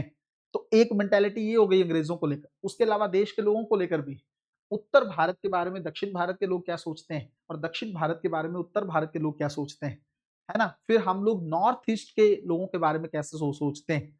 कई बार हमें लगता है कि नहीं वो भारत का हिस्सा ही नहीं है, वो लोग, उनकी नस्ल, है ना, उनका दिखने का तरीका अलग है। और एक जो मेंटेलिटी वो कहती नहीं है भारत का अभिन्न हिस्सा है ना। दिखने से थोड़ी ना कुछ होता है, जगह बदलने से लोगों के शक्ल में बदलाव हो सकता है, इसमें कौन सी बड़ी बात। लेकिन भारत जो है पूरी तरीके से एक है, और उसके अंदर रहने वाले सभी नागरिकों को समान तरीके से ही सम्मान मिलना चाहिए। ये नहीं है कि हम उत्तर भारत में रह रहे हैं तो उत्तर भारत के लोगों का सम्मान करें, और जो है दक्षिण भारत के लोगों के साथ जेलस फील करें, या नॉर्थ ईस्ट वाले लोगों को जो है अलग शब्दावली से बुलाएं ताकि उनको बुरा फील हो, उनको जो है लो लेवल का फील हो। This is very wrong mentality. ये एटीट्यूड आपका गलत है, ठीक है। फिर ये जो तीनों चीजों को लेकर हमारा बिहेवियर है उसको हम लोग बोलते हैं क्या, अभिवृत्ति, एटीट्यूड। अब देखो मैं आपको एक बात बताता हूं, जब भारत में स्वच्छ भारत अभियान जो है वो लागू नहीं किया गया था, मैं ये नहीं कहता कि उसके बाद सब कुछ बदल गया है, लेकिन फर्क तो पड़ा है, ये तो आप भी मानते हो। पहले एक दौर था जब लोगों का बिहेवियर ऐसा था, लोगों का, उनको लगता था कि कचरा पब्लिक तरीके से फेंक सकते हैं, गली में फेंकेंगे कचरा, कहीं पे भी बॉटल फेंक सकते हैं, कहीं पे भी कोई भी पॉलिथीन फेंक सकते हैं, कुछ आपने खाने के लिए लिया, खाया और सड़क पे फेंक दिया। पहले लोगों की मेंटेलिटी इस तरह की होती थी। अब जो है नजरिया बदल चुका है। अब क्या कहते हैं, नहीं यार डस्टबिन देखो आसपास कहाँ पे, वहां पर बिस्लेरी की खाली बोतल डालेंगे। आसपास जो है कोई जगह ऐसी देखो जहां पर हम ये कचरा डाल सके, और हम गली में कचरा नहीं फेंकेंगे, इससे हमारी गली गंदी हो जाएगी। गंदगी तो हम ही फैला रहे हैं ना। फिर मैं फिर से कह रहा हूं कि आज 100% लोगों की मेंटेलिटी नहीं बदली, लेकिन फर्क तो आया है। जब बार बार स्वच्छता को लेकर अभियान चले, बहुत सारे लोगों ने समझाने की कोशिश की, खुद भारत के प्रधानमंत्री ने इस चीज को लीड किया, है ना, बड़ी बड़ी सेलिब्रिटीज ने इसके बारे में बोला, फोन पे भी कॉल लगाई गई, और वहां पे उस टाइम पे भी कॉलर ट्यून के तौर पर बताया गया, तो लोगों के मन में आया कि हाँ यार जब सब लोग कह रहे हैं तो करना चाहिए, अब हमें भी थोड़ा सा अपना व्यवहार बदलना चाहिए। ठीक है, तो उसके लिए लोग जो है आजकल, आप भी सोचते होंगे कि नहीं, तब तक आप बिस्लेरी की बॉटल नहीं फेंकते होंगे, तब तक आपको लगता होगा कि डस्टबिन नहीं। और अगर आपका बिहेवियर ऐसा नहीं है तो आपको ऐसा ही बिहेव करना हो, कहीं पे भी कुछ नहीं फेंकना है। ये हमारा देश है, इसको स्वच्छ बनाने की जिम्मेदारी भी हमारी। उसके बाद अगला टॉपिक है सिविल सेवा के लिए अभिरुचि और बुनियादी मूल्य। अब देखो, अगर मैं आपको एक तरीके से बताऊं कि सिविल सेवा के पॉइंट ऑफ व्यू से फाउंडेशन वैल्यूज क्या होनी चाहिए,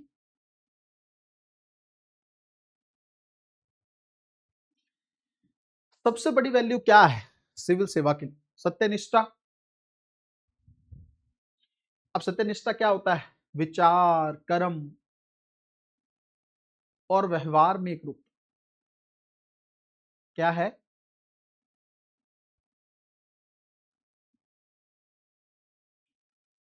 विचार, कर्म और व्यवहार में एक रूपता।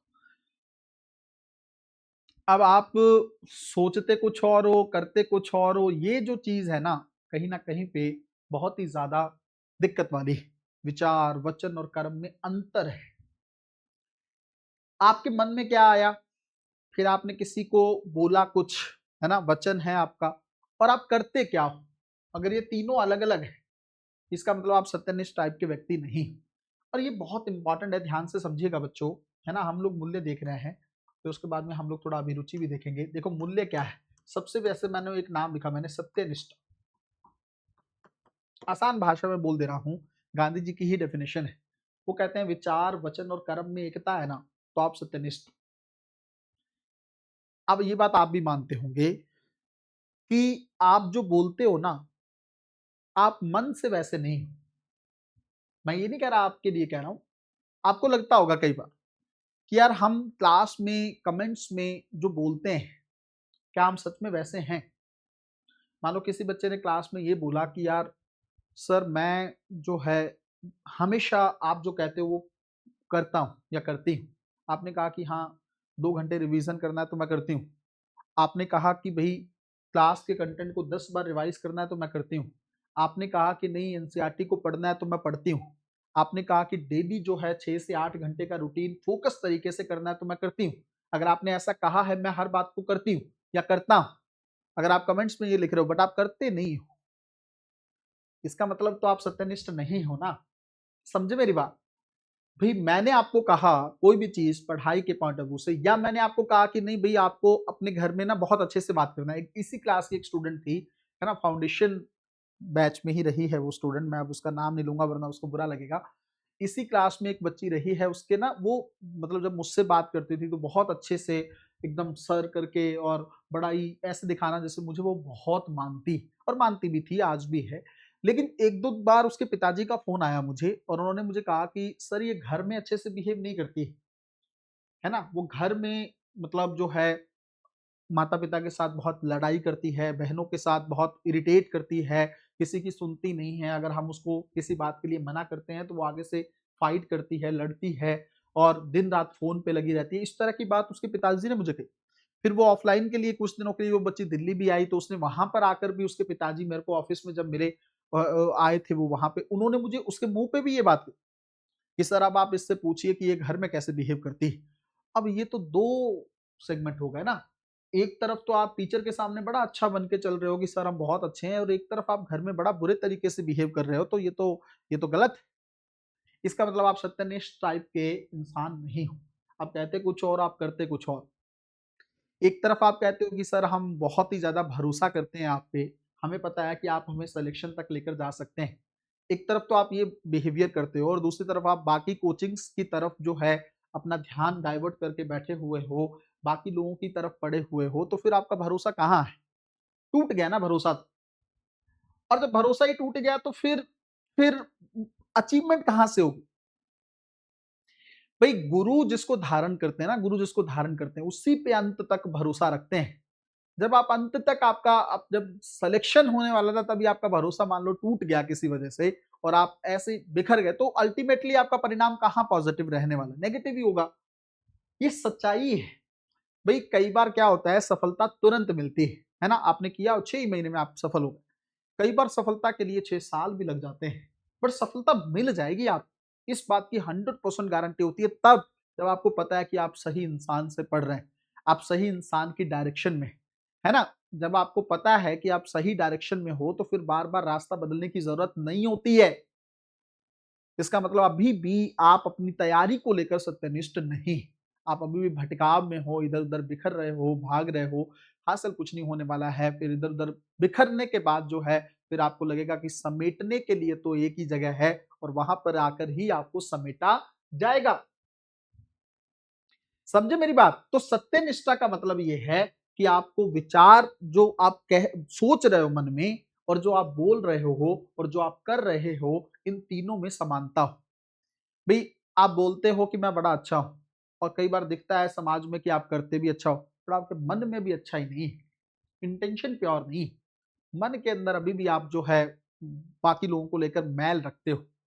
है ना, जेलेसी की भावना रखते हो, ईर्ष्या की भावना रखते हो, तो मन साफ नहीं होगा ना, तो फिर कभी भी जो है आपकी चीजें, देखो मैं आपको एक बात बताऊं, आप जो करोगे ना, बाहरी पक्ष है, करोगे जो, उसको हो सकता है समाज देख के अच्छा बोल दे, बट जो आप मन में सोचते हो ना, उसको ईश्वर देखता है, उसको परमात्मा देखता है, और परमात्मा से आप नहीं छिप सकते हो।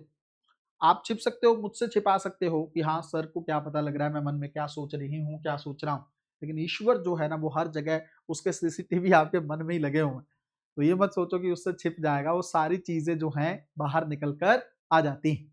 ठीक है, चलो, एक हमने मूल्य पढ़ा सत्यनिष्ठा, उसके अलावा कौन सा मूल्य जो है सिविल सेवा के अंदर बहुत ज्यादा रेलिवेंट, बहुत सारे मूल्य हैं बच्चों, सच बोलना, सत्य बोलना, है ना, वस्तुनिष्ठता एक बहुत इंपॉर्टेंट मूल्य है। अब आप कहोगे सर ऑब्जेक्टिविटी क्या है?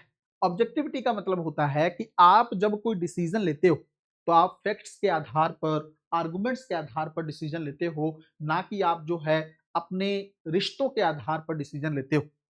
जैसे मैंने आपको थोड़ी देर पहले एग्जांपल दिया, मान लो आपकी मजबूरी है कि आप ही आईएएस ऑफिसर और आपको ही सरकारी टेंडर निकालना है, और आपके पास ये जिम्मेदारी है कि आप टेंडर जो है निष्पक्ष तरीके से दें।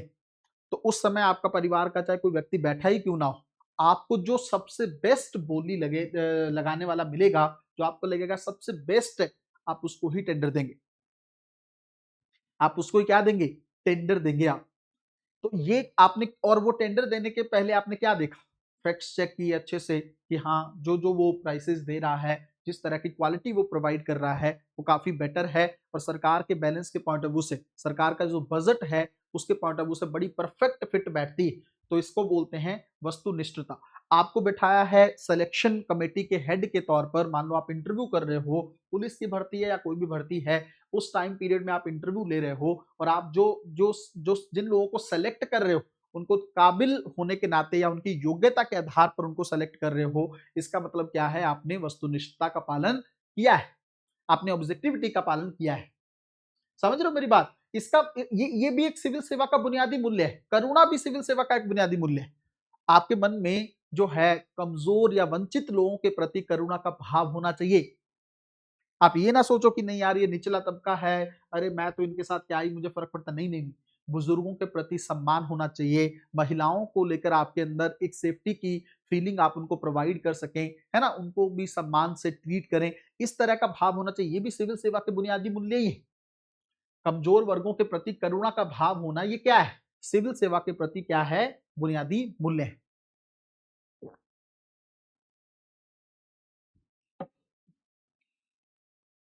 कई बार मैंने ये एग्जांपल दिया है कि as a IAS, as a DM आप बैठे हो, वहां पर एक बुजुर्ग महिला आती है, उसके पास राशन कार्ड नहीं है, लेकिन वो पिछले कई दिनों से परेशान राशन को लेकर।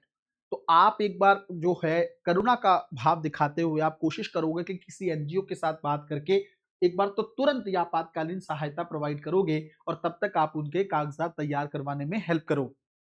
आपके तो एक फोन से सब कुछ रेडी हो जाएगा।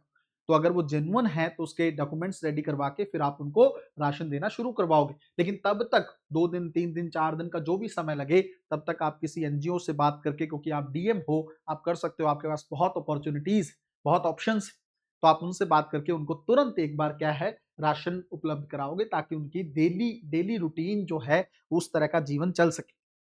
समझे मेरी बात? ये गुण है। उसके बाद अगर हम लोग बात करें खास करके, अगर आप एक टर्म यहां पे आपका लिखा है अभिक्षमता, इसको बोलते हैं बच्चों एप्टीट्यूड।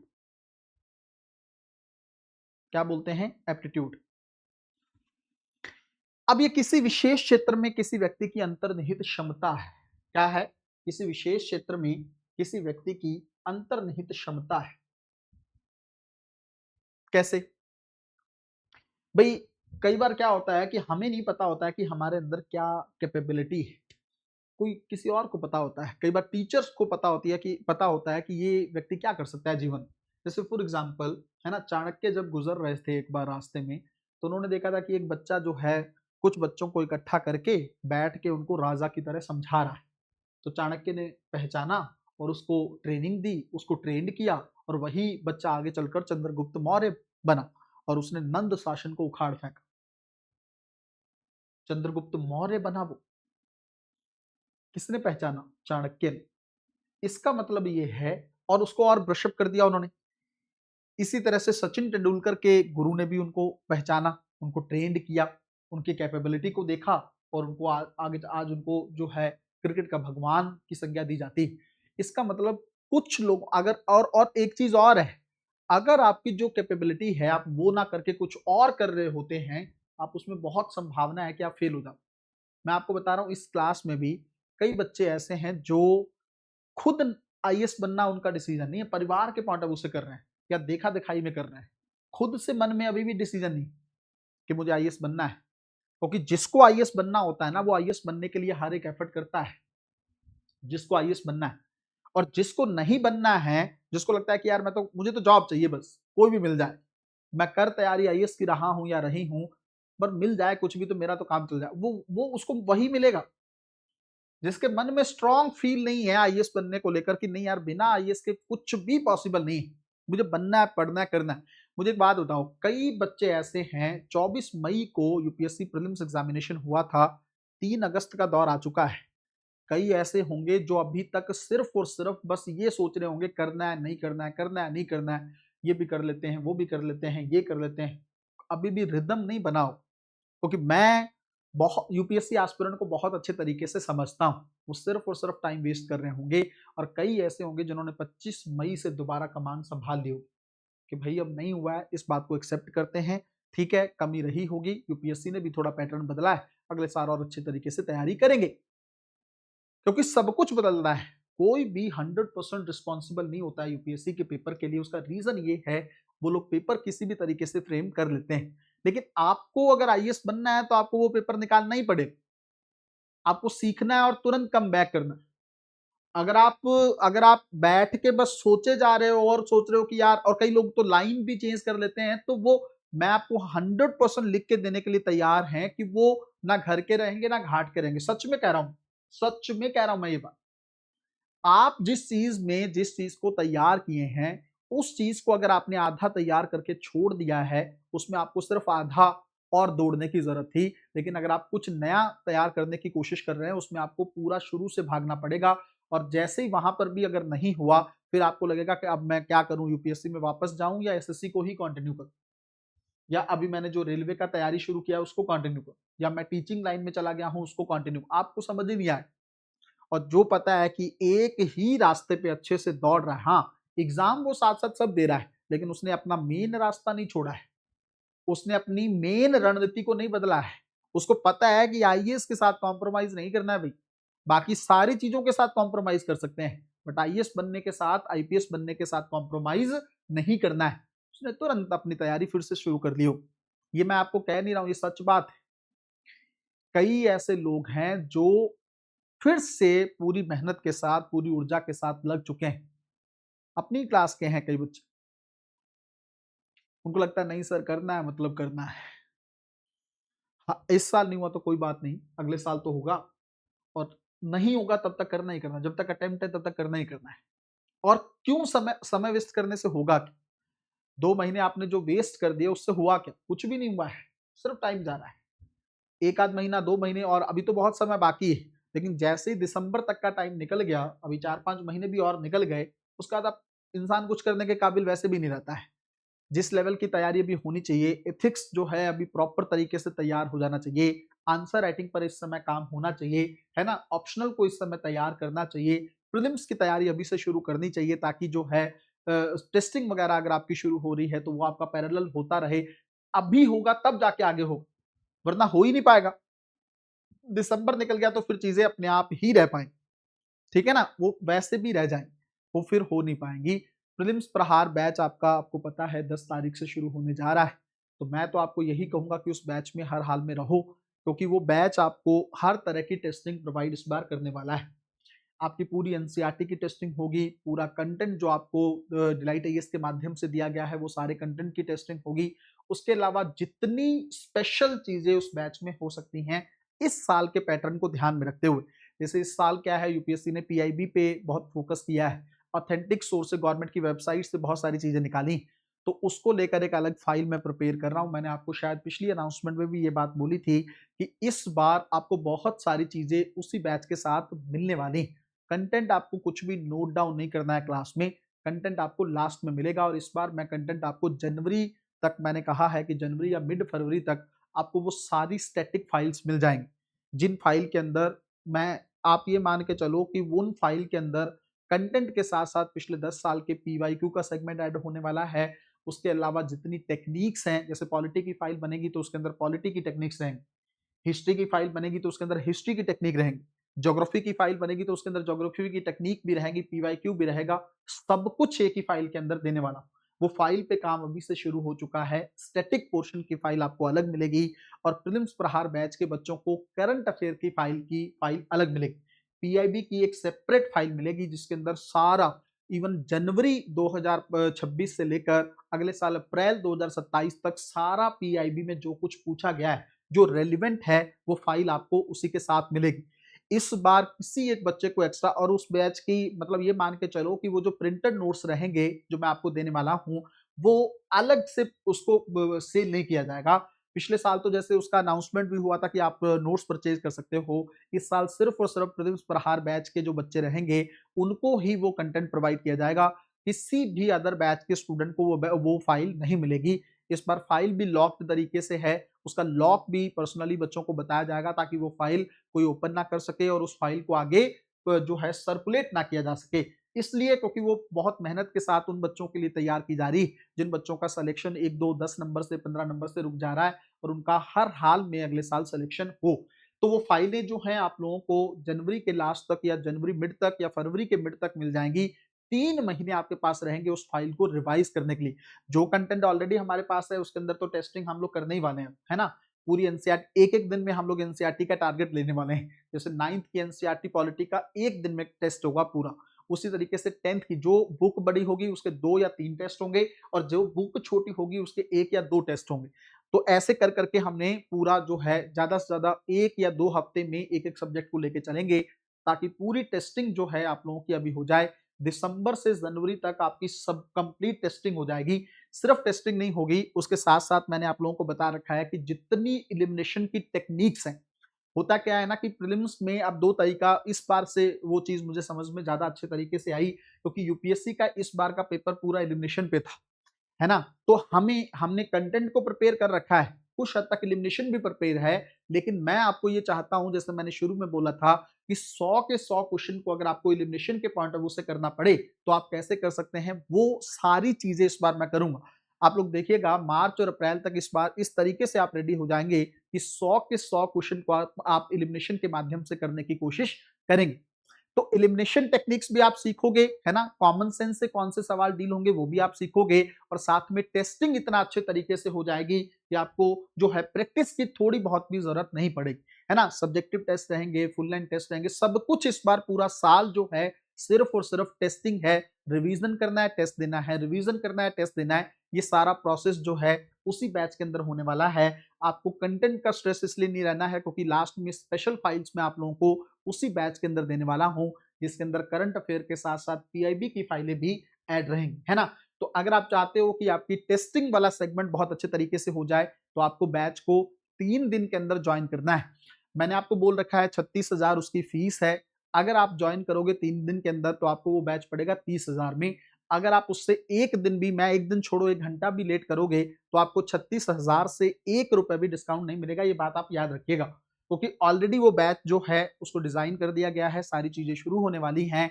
आप चाहे मेरे कितने भी करीबी क्यों ना हो, मैं आपको पहले ही बोल दे रहा हूं कि अगर आपको उस बैच को ज्वाइन करना है तो आपको 3 दिन के अंदर उस बैच को ज्वाइन करना होगा जब वो स्टार्ट हो। जैसे 10 तारीख को शुरू हो रहा है तो 10, 11 और 12 को शाम 6 बजे से पहले पहले अगर आप लोगों ने ज्वाइन कर दिया तो वो आपको बैच पड़ेगा 30,000 के अंदर। पूरे साल की एक ही बार में फीस है, 3 इंस्टॉलमेंट आप लोग दे सकते हो। इस बार क्योंकि एप्लीकेशन की तरफ से मंथली वाला सेगमेंट बंद कर दिया गया है, तो इसलिए मैंने उनसे बात भी की थी, कोशिश की मैंने, क्योंकि मैंने हमेशा आप लोगों को सपोर्ट किया है कि मंथली फीस के पॉइंट ऑफ व्यू से आप चलते रहें ताकि आपको ज्यादा बर्डन ना आए। लेकिन वो कहते हैं ना कि जब एप्लीकेशन वाले माने ही ना तो फिर आपको ऑप्शंस फिर आपके पास होते नहीं हैं। उन्होंने तो वन टाइम पे का ही बोला है, लेकिन मैं फिर भी आपको अपनी तरफ से 3 इंस्टॉलमेंट का एक जो है हेल्प करने की कोशिश कर रहा हूँ। तो आपको अगर चाहिए वो बैच तो आपको पहले ही ज्वाइन कर लेना है। अदरवाइज अगर आप मान लो किसी वजह से नहीं भी ज्वाइन कर पाते हैं तो फिर आप जो माइंड में सोच के चले कि सर मुझे इस बार टेस्ट सीरीज या कुछ भी और करना है तो वही करिएगा। ये ना हो कि आप कुछ दिनों बाद सर को मैसेज कर रहे हैं कि सर मुझे थोड़ा उसी फीस में नॉट पॉसिबल। इस बात को आप थोड़ा हमेशा के लिए याद रखिएगा। जितने बच्चे उसमें रहेंगे उन सभी बच्चों के पॉइंट ऑफ व्यू से मैं उनको अलग से इस बार पकड़ के सिलेक्शन के पॉइंट ऑफ व्यू से बहुत ज्यादा काम करने की जरूरत है। और वो भी इसलिए क्योंकि 2026 में यूपीएससी ने चीजों को बदल दिया है। अगर 26 का पेपर यूपीएससी ने नहीं पूछा होता ना तो शायद नॉर्मल तरीके से जैसे मैं बैच करवाता हूं वैसे चलता रहता है। लेकिन 26 में यूपीएससी ने क्या किया है ना, पूरा कंटेंट तो काम करता ही करता है, वो तो बहुत सारी चीजें हैं। एक दिन मैंने बोला है कि पूरा पेपर भी हम लोग डिस्कस करेंगे, लेकिन उसके अलावा एलिमिनेशन वाला जो गेम वो खेला है उस पर बहुत ज्यादा काम करने की जरूरत है। अगले साल की चीजें भी आपको वैसे रेडी करनी पड़ेंगी, क्योंकि यूपीएससी हो सकता है अपना लेवल जो है बहुत डाउन ना करे। अगर उसी लेवल पे वो रखता है, अब इससे ज्यादा डिफिकल्ट नहीं करेगा वो। 2026 का जो लेवल है ये मैक्सिमम लेवल है, क्योंकि इस बार आलोचना भी बहुत हुई है, तो ये मैक्सिमम है। इससे कम ही देखने को मिलेगा, इससे ज्यादा देखने को नहीं मिलेगा। अब हमें पता लग गया कि यूपीएससी किस हद तक जा सकता है। इससे पहले हमें ये नहीं पता था कि यूपीएससी कहां तक जा सकता है। यूपीएससी कुछ ना कुछ चेंज करता रहता था, लेकिन इस साल हमें ये पता लग चुका है कि यूपीएससी की अब मैक्सिमम हद क्या है। अब वो जब हद पकड़ में आ जाती है ना, तो फिर उसके अकॉर्डिंग आप चीजों को तैयार कर सकते हो। तो इस बार हम लोग कंप्लीट टेस्टिंग के माध्यम से, कंप्लीट रिवीजन के माध्यम से अपने आप को तैयार करने वाले हैं। डेमो क्लास रहेगी, पब्लिक रहेगी। आप चाहो जिन बच्चों को देखना है, वेट करना है कि उस क्लास में क्या होने वाला है, वो आप देख सकते हो। लेकिन मैं तो यही कहूंगा, जो बच्चे इस क्लास में हैं, आप, क्योंकि अब समय करीब है, अब ज्यादा समय बचा नहीं है, 8-10 महीने की कहानी और है। अच्छे से मेहनत करके इस बार जुड़ के सिलेक्शन ले लो, ताकि आपको बाकी पेपर्स में भी हेल्प हो जाए। टेस्टिंग अगर हो जाएगी तो पीसीएस में भी आपका पेपर रुकेगा नहीं। यूपीएससी तो खैर उस लेवल का तैयार हो ही जाएगा, है ना। तो अगला अगर हम लोग देखें, इमोशनल इंटेलिजेंस जो है सिलेबस के अंदर लिखा हुआ है, इसका क्या मतलब है, इसको भी जल्दी से देख के फिर हम लोग क्लास को रोकते हैं।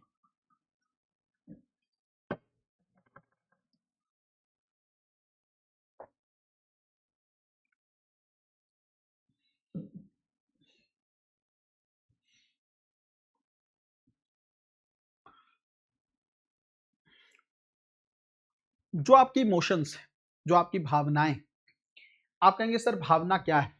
जैसे गुस्सा एक जो है इमोशन है, एक फील है, एक भावना है। अगर आप उसको पहचान सकते हैं, उसको पहचानना और उसको नियंत्रित रखना, ये आपका इमोशनल इंटेलिजेंस है। जैसे प्रेम है, एक भाव है, इस भाव को सही समय पे ही इस्तेमाल करना है और इसको नियंत्रित रखना है, ये आपका इमोशनल इंटेलिजेंस है। तो क्या इमोशनल इंटेलिजेंस में सिर्फ खुद की भावनाओं को समझना है और उनको प्रबंधित करना है, या दूसरों की भावनाओं को भी समझना है? ये दूसरों की भावनाओं को भी समझना है, सिर्फ अपनी फीलिंग्स को ध्यान नहीं रखना है भाई। सिर्फ अपना स्वार्थ नहीं देखना है, दूसरों का भी देखना है। सिर्फ अपना भला नहीं देखना है, दूसरों का भला भी देखना है ना। अगर आप दूसरों की भावनाओं को भी समझते हो, तब आप कह सकते हो कि आपके अंदर इमोशनल इंटेलिजेंस नाम की कोई चीज है, वरना नहीं। दूसरों की भावनाओं को समझना है, दूसरों की स्थिति को समझना है, और फिर उसके साथ अपनी भावनाओं को नियंत्रित करना है। जैसे अभी हुआ, जंतर मंतर पर हुआ ना, आप लोगों ने बहुत सारी चीजें देखी। तो हुआ क्या, जैसे दिल्ली के पुलिस कमिश्नर चेंज हुए और उन्होंने जंतर मंतर पर अगले ही दिन जो है लाठीचार्ज का आदेश दे दिया। हालांकि अब ये देखो भाई, अब पुलिस अगर लाठीचार्ज कर रही है, इसका मतलब तो वही है ना कि उसके हेड पे ही सवाल उठेगा। अब उन्होंने ऑर्डर दिया या उसके नीचे किसी अधिकारी ने दिया, वो तो बात की बात, वो तो इंक्वायरी की बात। वो तो सरकार एक्सेप्ट करेगी कि लाठीचार्ज हुआ है, तभी सरकार जो है उसका जो है इंक्वायरी कर पाएगी या इन्वेस्टिगेशन कर पाएगी। लेकिन कोर्ट में, हाई कोर्ट में ये मैटर चल रहा है। तो सवाल ये है, अब देखो दो तरीके हैं। अगर कहीं पे भीड़ अनियंत्रित हो रही है, तो अधिकारी के पास दो ऑप्शन है। एक तो तुरंत ही लाठीचार्ज का आदेश दे दिया जाए ताकि चीजें और खराब हो जाएं, जैसे इस मैटर में हुआ। और दूसरा, उनके नेताओं के साथ बातचीत करके किसी तरीके से भीड़ को नियंत्रित करने की कोशिश की जाए। और ये जो लाठीचार्ज है या बल का इस्तेमाल करना, ये सबसे अंतिम ऑप्शन के तौर पर लिया जाए। सबसे पहले हर एक वो कोशिश करनी है जिससे भीड़ को नियंत्रित किया जा सके। ये तब व्यक्ति कर सकता है। अब हो सकता है जैसे मान लो, जो जैसे पुलिस कोई एसपी खड़ा है मान लो वहां पे, है ना, आईपीएस ऑफिसर वहां पे खड़े हैं और भीड़ उन्हीं को बुरा भला बोलने लगती है। वो अपने गुस्से के लिए कि मेरे साथ बदतमीजी करने वाले ये हों कौन, तो लाठीचार्ज का आदेश दे दे। इसका मतलब वो अपने आप की, अपनी भावनाओं को नियंत्रित नहीं कर पाया। इमोशनल इंटेलिजेंस नाम की चीज उनके अंदर नहीं। उनको अपने लेवल का गुस्सा जो है उन्होंने ऑर्डर देके निकाल दिया और उनको बुरे तरीके से पिटवाया। किसी का सर फट गया, किसी का हाथ टूट गया, है ना, इस तरह की चीज हुई। और एक वो व्यक्ति है उसको पता है कि हाँ भाई प्रशासन को लेकर गुस्सा है, पुलिस को लेकर गुस्सा है, तो अगर बोल रहे हैं तो कोई बात नहीं है, मैं इनसे बाद में बात कर लूंगा। पहले मेरी जिम्मेदारी ये है कि ये चीजें और खराब ना हो, और ये मतलब अनियंत्रित होने से बेटर है कि इसको टाइम पे ही कंट्रोल कर लिया जाए। क्या कर लिया जाए? टाइम पे ही कंट्रोल कर लिया जाए। तो उसके पास तरीके दो हैं। दूसरा पहला तरीका जो है उसको सबसे अंतिम तरीके के तौर पर इस्तेमाल करना है, बल का इस्तेमाल।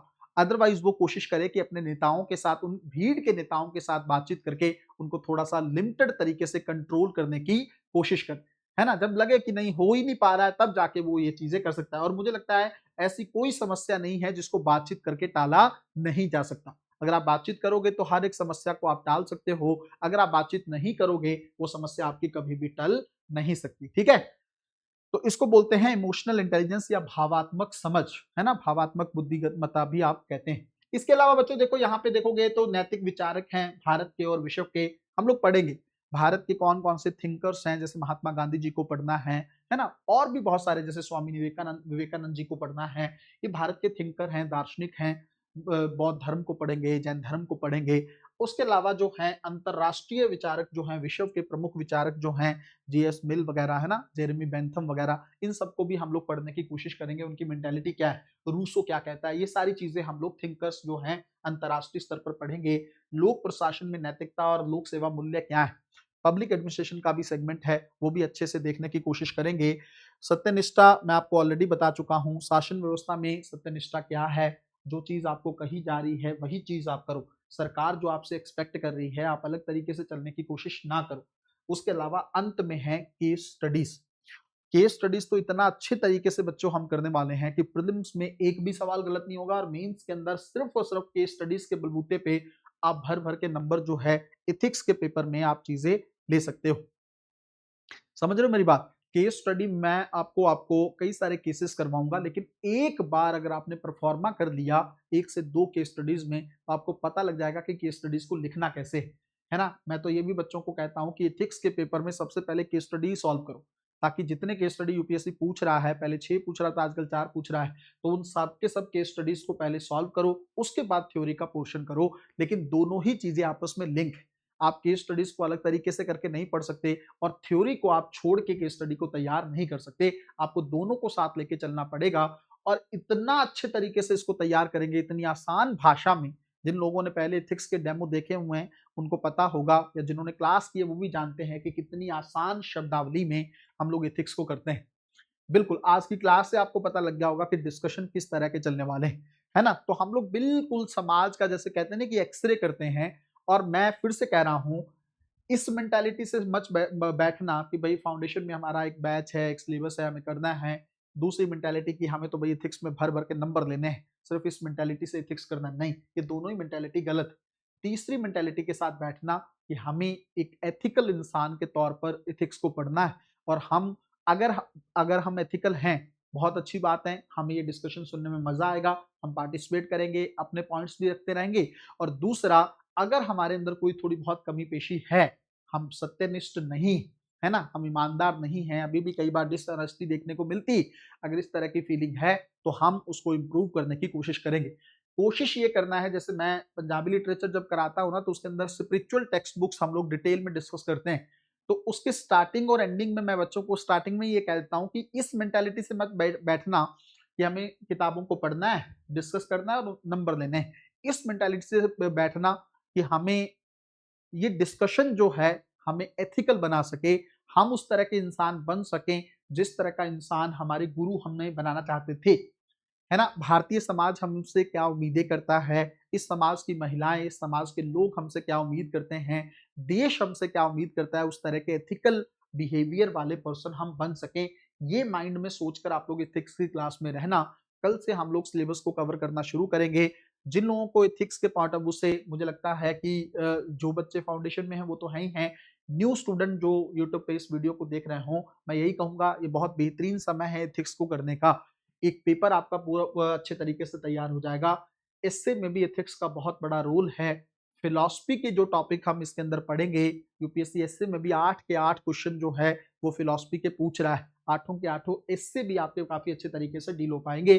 तो एथिक्स प्रीलिम्स में भी रेलिवेंट है, एथिक्स मेंस में भी रेलिवेंट है, एथिक्स इंटरव्यू में भी रेलिवेंट है, एथिक्स जो है आपका ट्रेनिंग में भी रेलिवेंट है, और एथिक्स जब आप ज्वाइनिंग होने के बाद सर्विस करोगे तब भी रेलिवेंट है। तो इस तरह के सब्जेक्ट को नजरअंदाज मत करो, तुरंत क्लास में एनरोल करके अपनी क्लासेस को पूरा करके एथिक्स के बड़े सिलेबस को कंप्लीट कर लो। बहुत बहुत शुक्रिया आप लोगों का, थैंक यू भाई, फिर से आप लोगों के साथ मुलाकात हुई। कल से हम लोग सेम टाइम पे चीजों को कंटिन्यू करेंगे। शुक्रिया, थैंक यू।